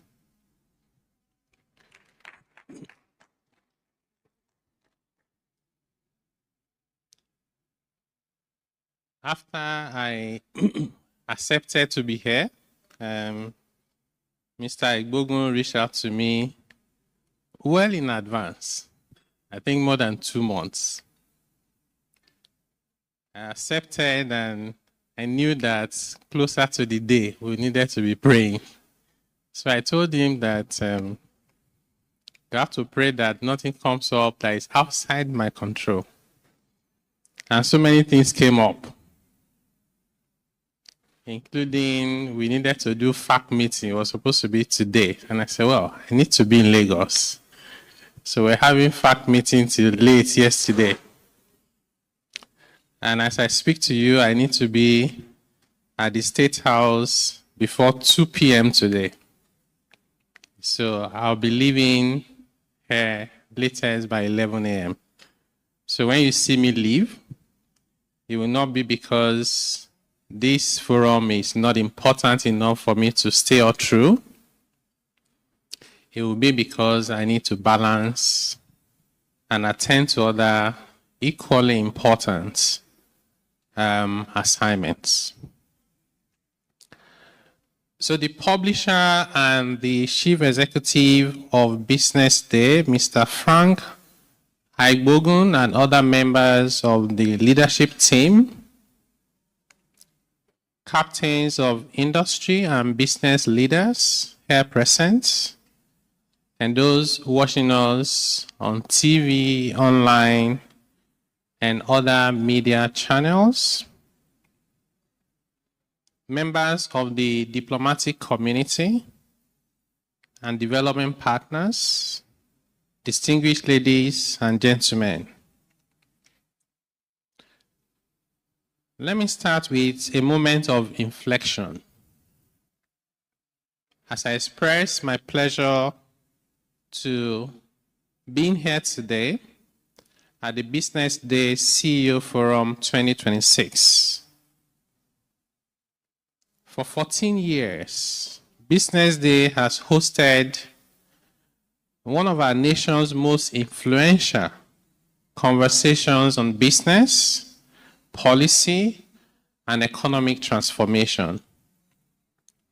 It has served as a trusted platform where ideas are tested, evidence is interrogated, and enduring partnerships are forged. We meet today at a profound moment of inflection. Behind us lies a period of incredibly difficult but necessary choices. And before us lies a question of equal consequence. Do we have the collective courage to translate macroeconomic stability into durable, inclusive prosperity? Or will we allow this window of opportunity to close? The theme of this year's forum, From Stability to Shared Prosperity, perfectly captures Nigeria's current economic realities. A couple of years ago, our national conversation was dominated by one fundamental question, and that is, will our reforms restore stability? And the answer, as we know it now, is yes. But today, a different, more vital question confronts us. And that is, how do we translate that hard-won stability into prosperity that businesses can invest in, workers can earn from, and families can feel in a tangible way? That is the conversation we need to have today. Every successful economic transformation follows a clear three-phase journey. Number one, stabilization. That is correcting structural distortions, restoring confidence, and rebuilding fiscal credibility. Number two, growth. Mobilizing investment, increasing productivity, and creating sustainable jobs. And three, shared prosperity. Ensuring that growth improves living standards, expands opportunity, and reduces poverty. When this administration assumed office, Nigeria faced a profound structural crisis. We inherited a fragmented foreign exchange market, an unsustainable fuel subsidy that drained our treasury, a weak fiscal position, and a tax system that imposed heavy compliance costs on businesses. We're taxing poverty, taxing capital, and taxing trusts, while generating very little revenue. We had a choice. We could postpone the difficult decisions and allow the economy to slowly drift toward collapse. Or we could confront them. President Bola Ahmed Tinubu, GCFR, chose reform over postponement. He chose this path not because it was politically convenient, but because it was economically expedient. We unified the exchange rate, initiated crucial fiscal reforms, began rebuilding our external reserves, and removed many of the heavy distortions holding back our productive sectors. The results are emerging, but stability is only the foundation. Today, encouraging evidence of these bold decisions is emerging. Despite heightened geopolitical uncertainty and a fragile global economy, Nigeria recorded a double-digit GDP growth rate in USD terms in 2025. And we are on track to achieve a double-digit growth rate in USD terms also in 2026. Our inflation rate is back on a downward trajectory after the events that happened in Iran. The foreign exchange market is functioning more efficiently, and our external reserves are rebuilding. International rating agencies have acknowledged our progress, and investment interest has returned and steadily growing. But we are mindful that macroeconomic stability is not our final destination. It is the foundation. A stable economy can still be a stagnant one if we become complacent or return to business as usual. A stabilized currency can still mean low purchasing power if our national productivity is suboptimal. Lower inflation can still coexist with high unemployment. We recognize this. No nation has ever achieved greatness simply by keeping its macro indicators stable. Countries become prosperous when stability attracts investment. Investment drives productivity. Productivity creates jobs. Jobs raise incomes. And incomes translate into better living standards. That is the transition we must accelerate now. So I'll speak to you about the 3 pillars of our economic transition. To translate stability into shared prosperity, we are driving 3 interconnected structural shifts across our economy. The first one, productivity. For too long, Nigeria's economy has been oriented towards distributing resource rents rather than creating new value. We import what we should produce, and we consume what we should export. We must build an economy that manufactures, processes, and competes globally. This is why our industrial policy focus spanning agro-processing, technology, energy, and light manufacturing is foundational. We are shifting Nigeria from an economy of extraction to an economy of value addition. Number 2 is revenue optimization. Nigeria's fiscal model has been historically constrained. We cannot fund modern infrastructure, quality healthcare, or world-class education system on a historical revenue base.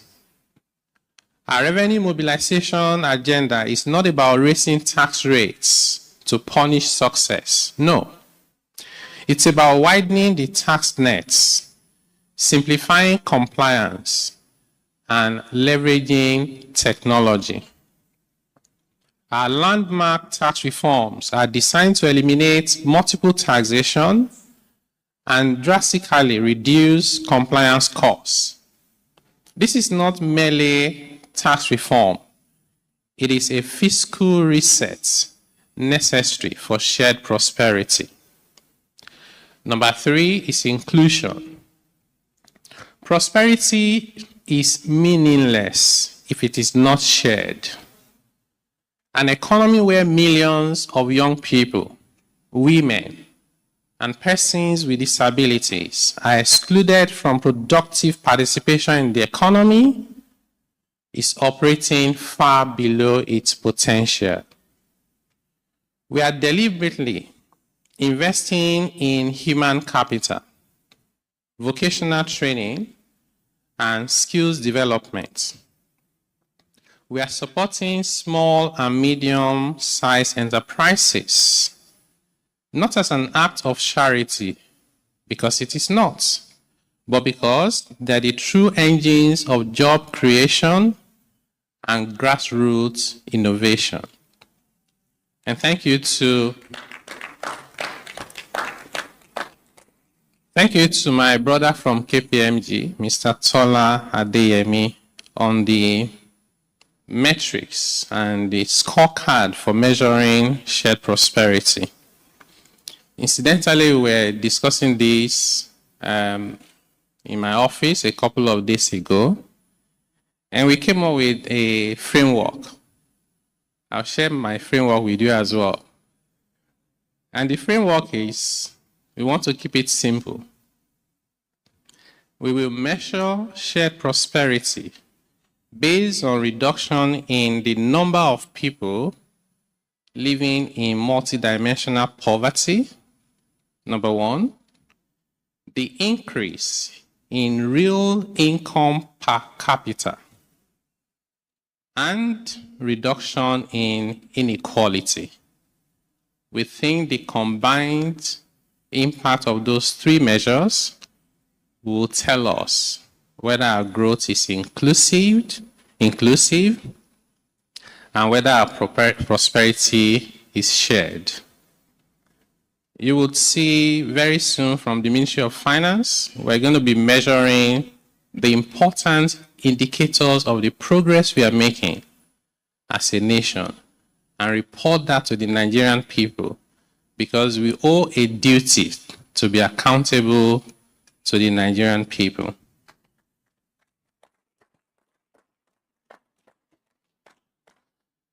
For growth to happen, you need investment, both domestic and foreign, from small, medium, and large businesses. So let me tell you about capital. Allow me to share a fundamental truth about the modern global economy. Every single morning, trillions of US dollars flow through international financial markets. Trillions. That capital has no passport. It has no tribe and no political affiliation. It does not respond to emotional appeals or patriotic rhetoric. It responds to stable policy, strong institutions, and diligent execution of policies. Therefore, our job in government is to make Nigeria one of the most attractive, predictable, and legally secure destinations for long-term private capital globally. To the local and international investors and development partners here today, Nigeria is truly open for business. We're committing to regulatory predictability, institutional integrity, and the rule of law. And there's a need for unified fronts. I think the speakers who have spoken before me today mentioned that in clear terms. For us, we see coordination as the lever that helps us to connect the dots so that our combined efforts make more impact. So, the most obvious is fiscal and monetary coordination. But for us, we also want to coordinate across the federal government, subnational, with the private sector, and with the international community. I want to take a moment to acknowledge the governor of the central bank, who I understand will be here later today, Mr. Olayemi Cardoso and his team. We've had very productive engagements in my new role, and we are both excited and optimistic about the possibilities ahead of us. A critical pillar of our strategy, monetary and fiscal policy, must work in harmony. The fiscal reforms we are driving, such as strengthening expenditure controls, broadening the non-oil revenue base, and managing debt sustainably, create the stable environment the monetary authorities need to maintain price stability and support the naira.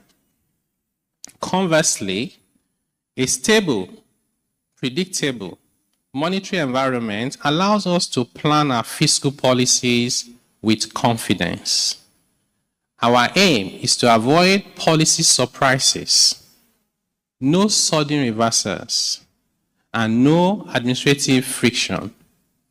We are aligned, coordinated, and committed to strategic clarity.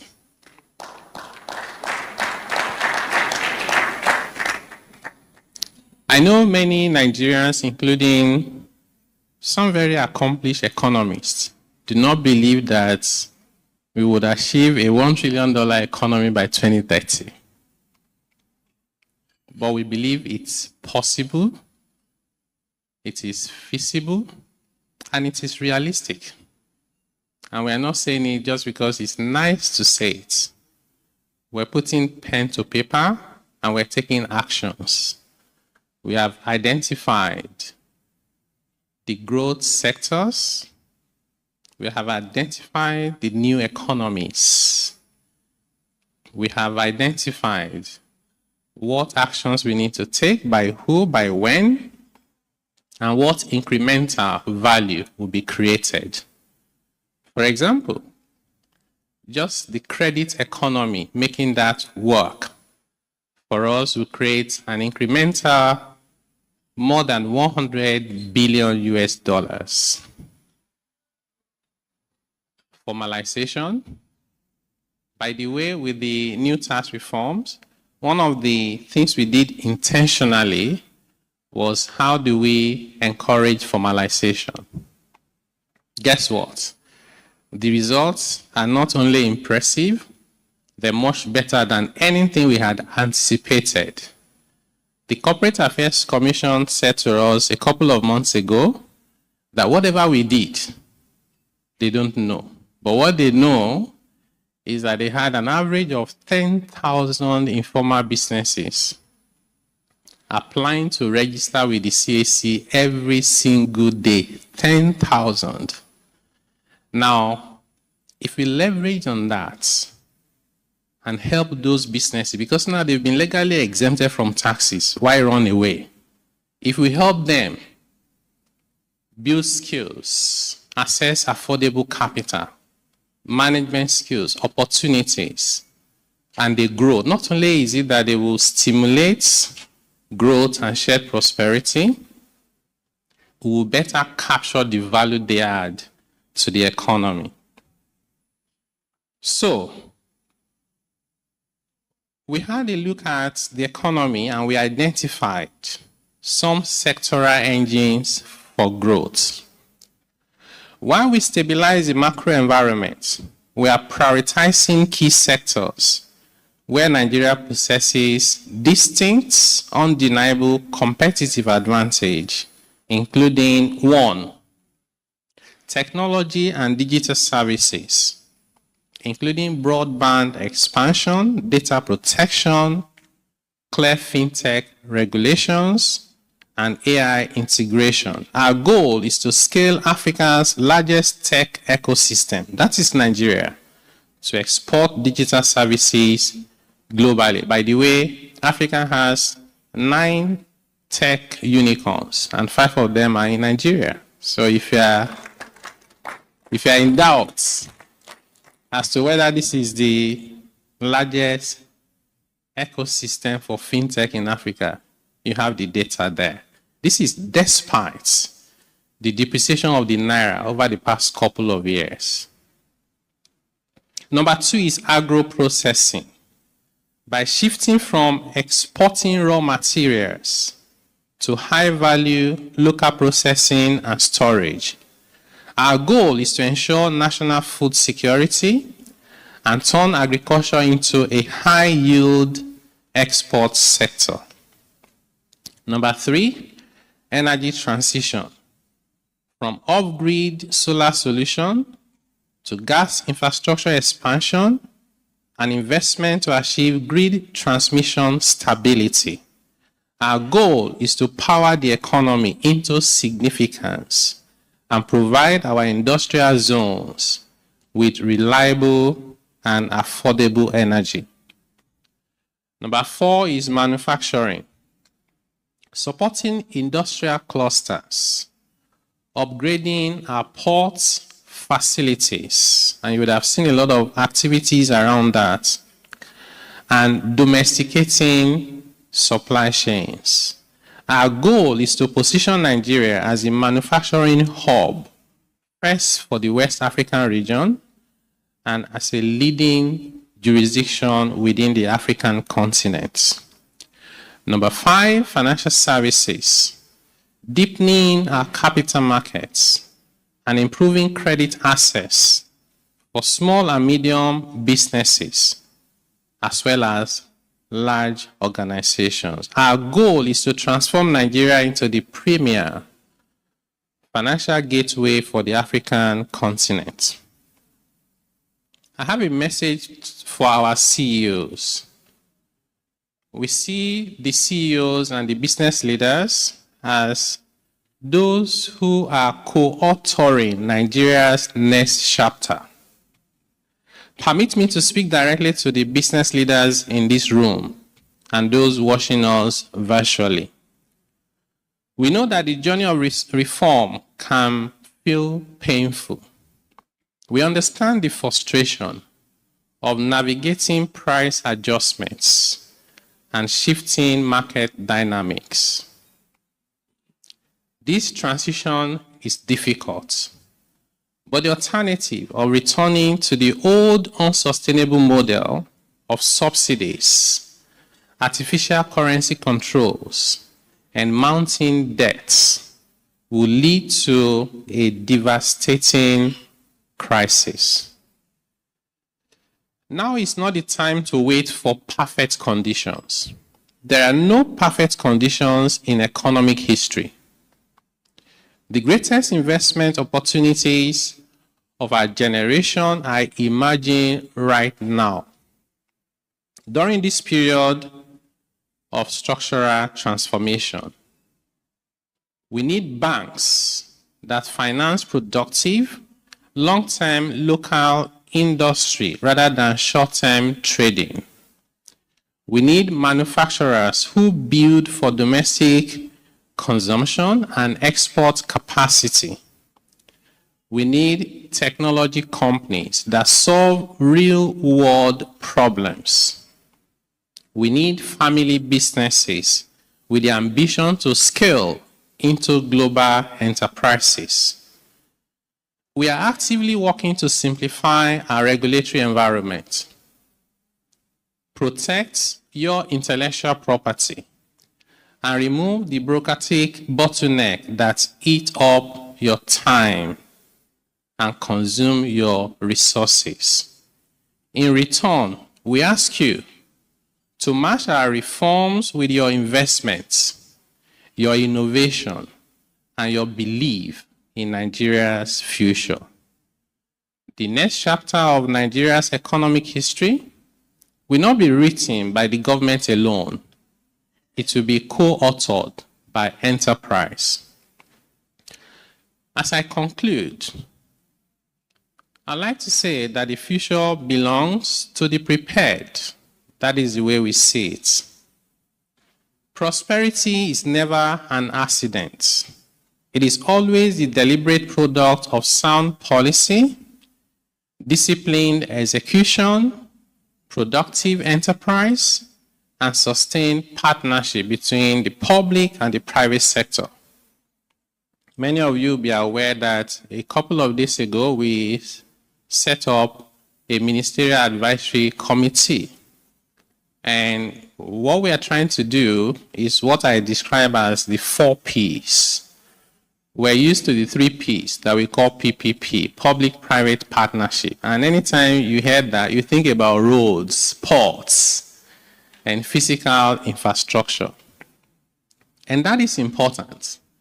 But for us, we are elevating it. And we say, how about public policy, private partnership? Why don't we involve the private sector from the time we're just thinking about it?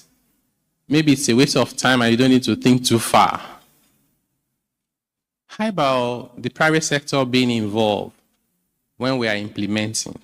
How about they're there to monitor and provide feedback so that when we need to make corrections, we don't wait for 10 years after a lot of damage has been done? This is a new partnership we're looking for.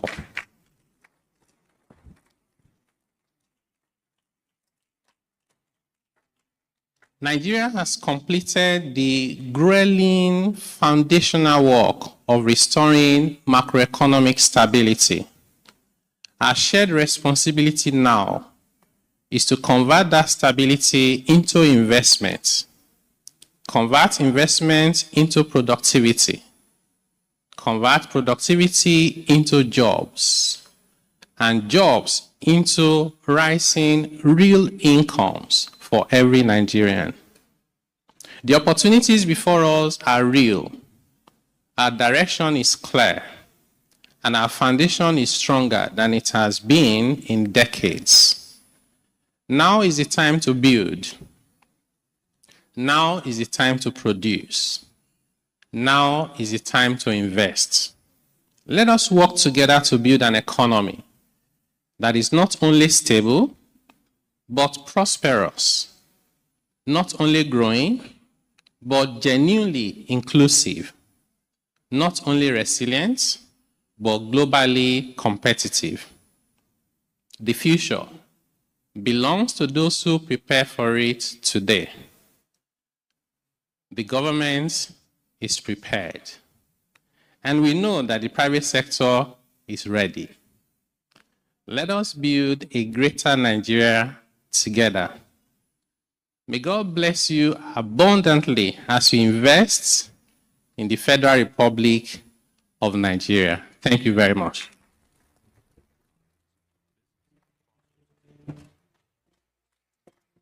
Thank you very much, Honorable Minister, for that wonderful keynote address. I definitely agree that a standing ovation is very, very, very appropriate at this time. Honorable Minister, thank you. You told this room that the reforms are not finished. And then I think you did something that many people in your position rarely do at a podium. You told us which part is the hardest.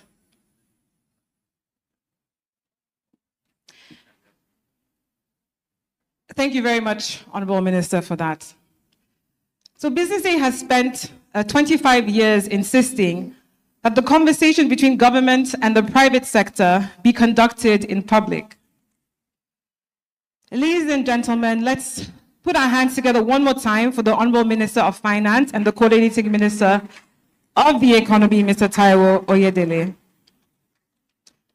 I would also like to welcome, we are honored to have with us His Excellency, the Executive Governor of Kano State, Engineer Abba Kabir Yusuf, who is ably represented by his Deputy Governor, His Excellency Alhaji Mursala Sule Garo. Let's put our hands together for the Deputy Governor of Kano State. I'd also like to make a correction. Earlier, I mentioned an agency by the name of NHI. Allow me to correct myself and welcome the Director General and Chief Executive Officer of the National Health Insurance Authority, Dr. Kelechi Ohiri. Let's put our hands together for him, please. And before we go, a word for the people who are not on any protocol list.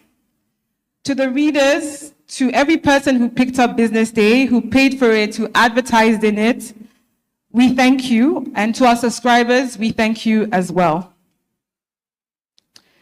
So we're actually in luck today because we have the opportunity to ask the Honorable Minister of Finance some questions. So we will take 3 questions from the audience. If you could please kindly put up your hand if you have a question, introduce yourself briefly, tell us who you're representing, and kindly direct your question as succinctly as you can to the Honorable Minister. As he mentioned to us, he does have to get going.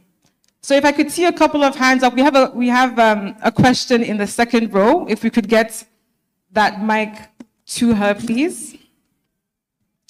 The lady in the second row, second to the left-hand side.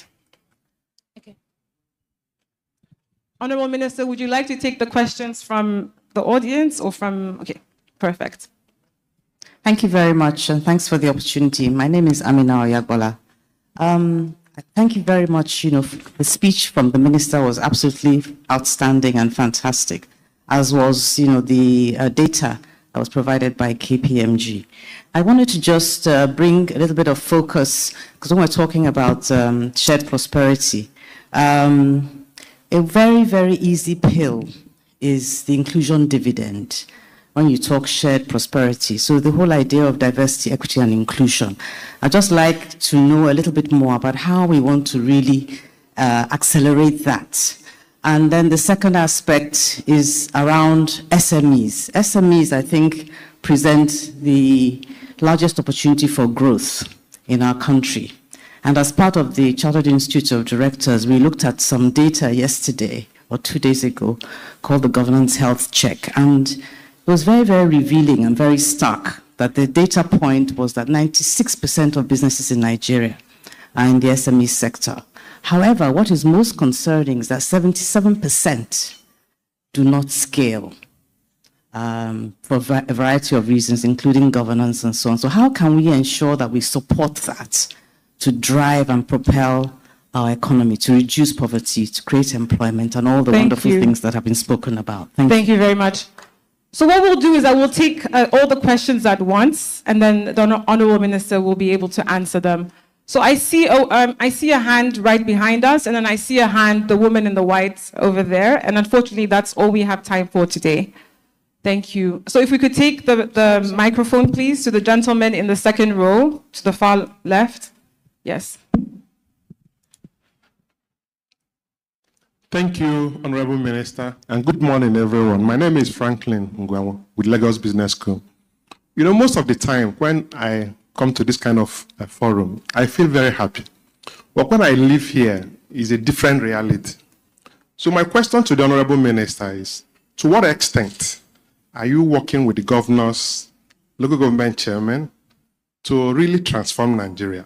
Because most of the time, the federal government presents this issue as if to say they have all the powers and all the resources and all the capacity to achieve that. For us to have $1 trillion economy, we have 36 states and we have 774 local governments. So as you are implementing these reforms at the federal level, to what extent are you coordinating, working with the governors and local government chairmen to achieve proper reform? Thank you. Thank you very much for that great question. And for the final question, please kindly go to the lady in the whites at the back. Good morning, everyone. Honorable Minister, good morning. My name is Fumi Odedino, and I'm the founder of Grubsport NG, a food and manufacturing business in Nigeria.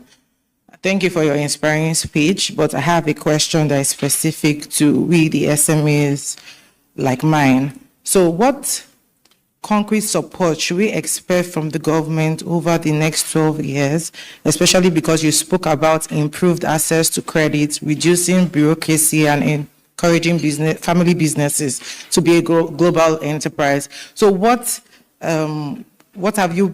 should we expect in the next 12 months to be able to be confident to invest and create jobs and also contribute to the economic growth of Nigeria? Thank you.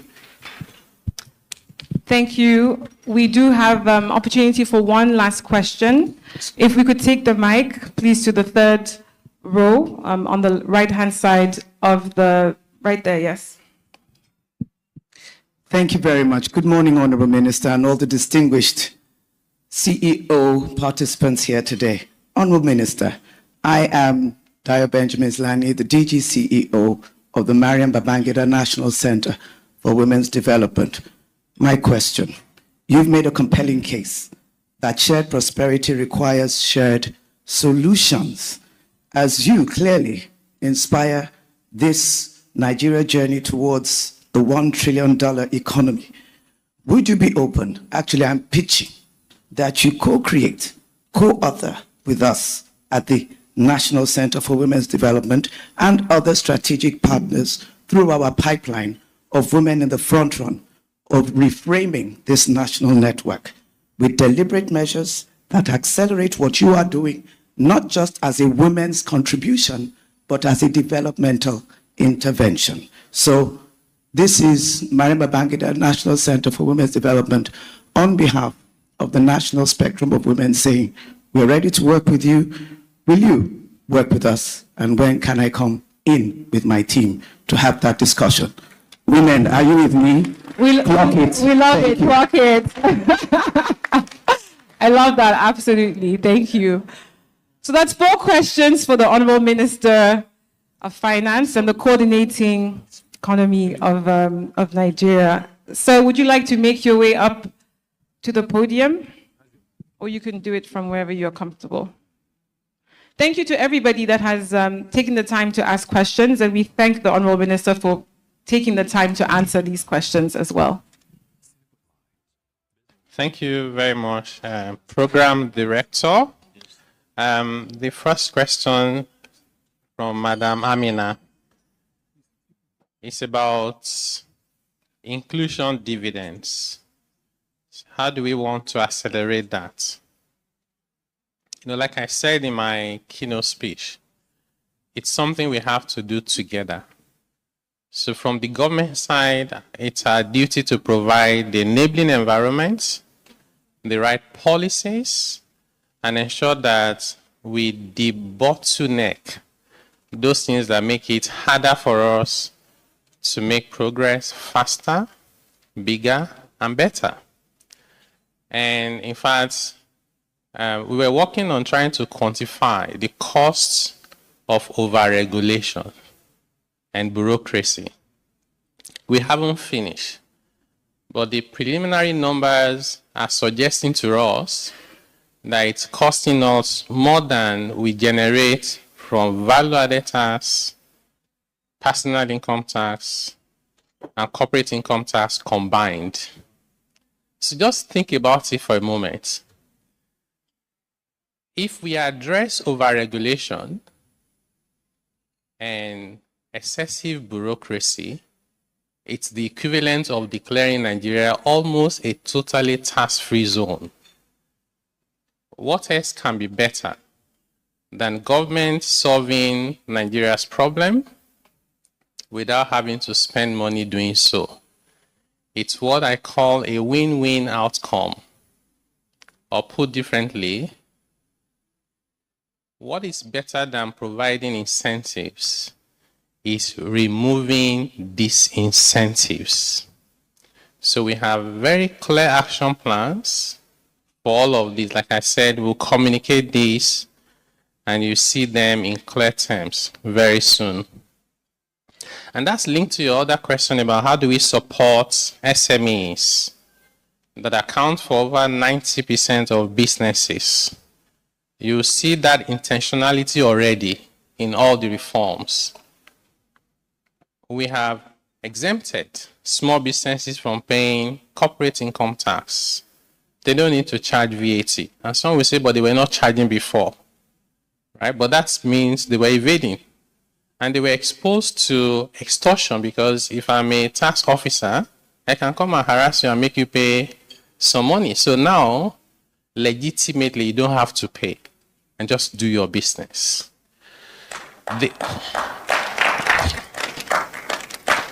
Apart from taxes, we're providing access to affordable credit.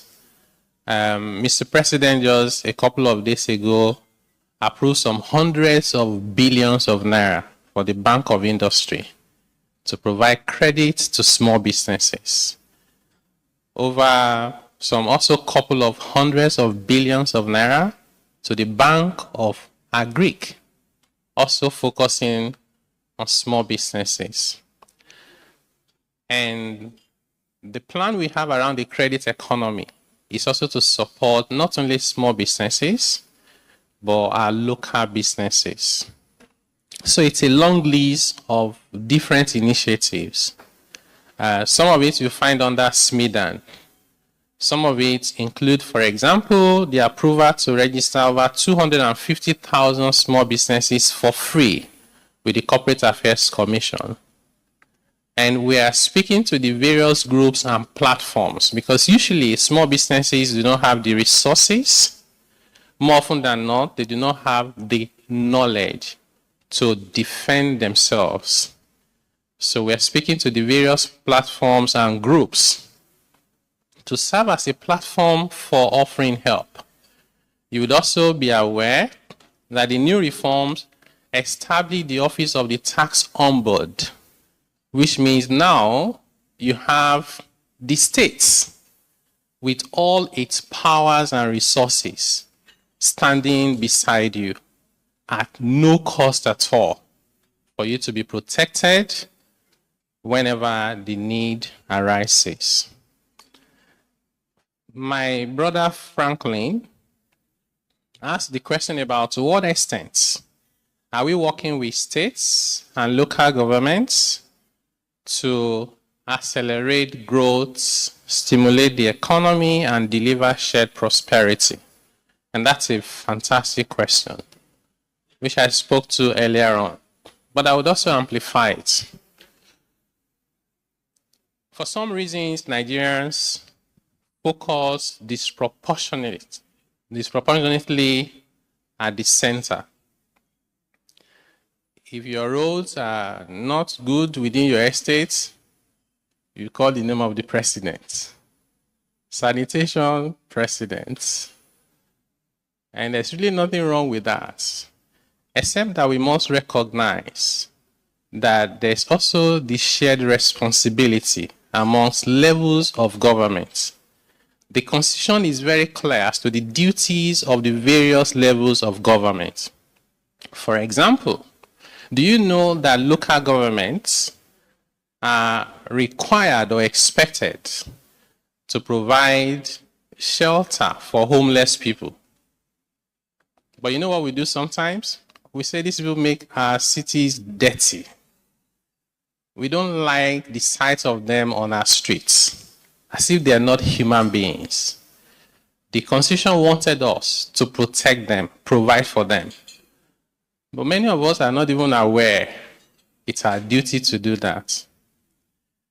So, as we generate more resources, and Mr. President has been able to secure autonomy for local government, we're following that up actively as to how do you translate that into meaningful impact that you can feel, that you can touch, and that you can see at the local level.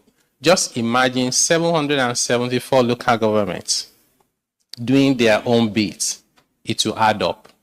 And so is the state level as well. In my 2.5 months as the finance minister, we've had several engagements, including joining them at the Governors Forum.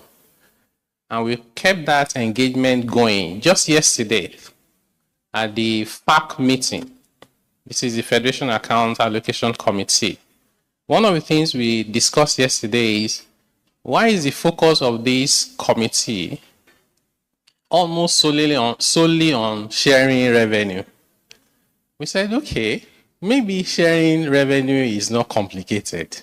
It's just numbers, isn't it? The formula is there. And we agreed that we should dedicate time at the FAC meeting to look at strategic economic policy and coordination issues across the country.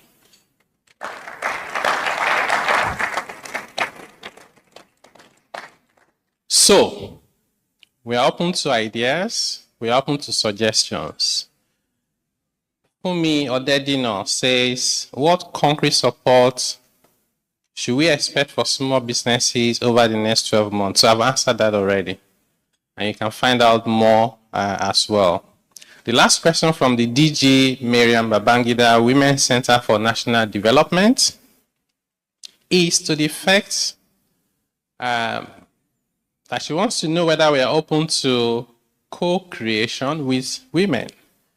And I can say proudly, and with all sense of satisfaction, that I've always been, and we always continue to be, a he for she.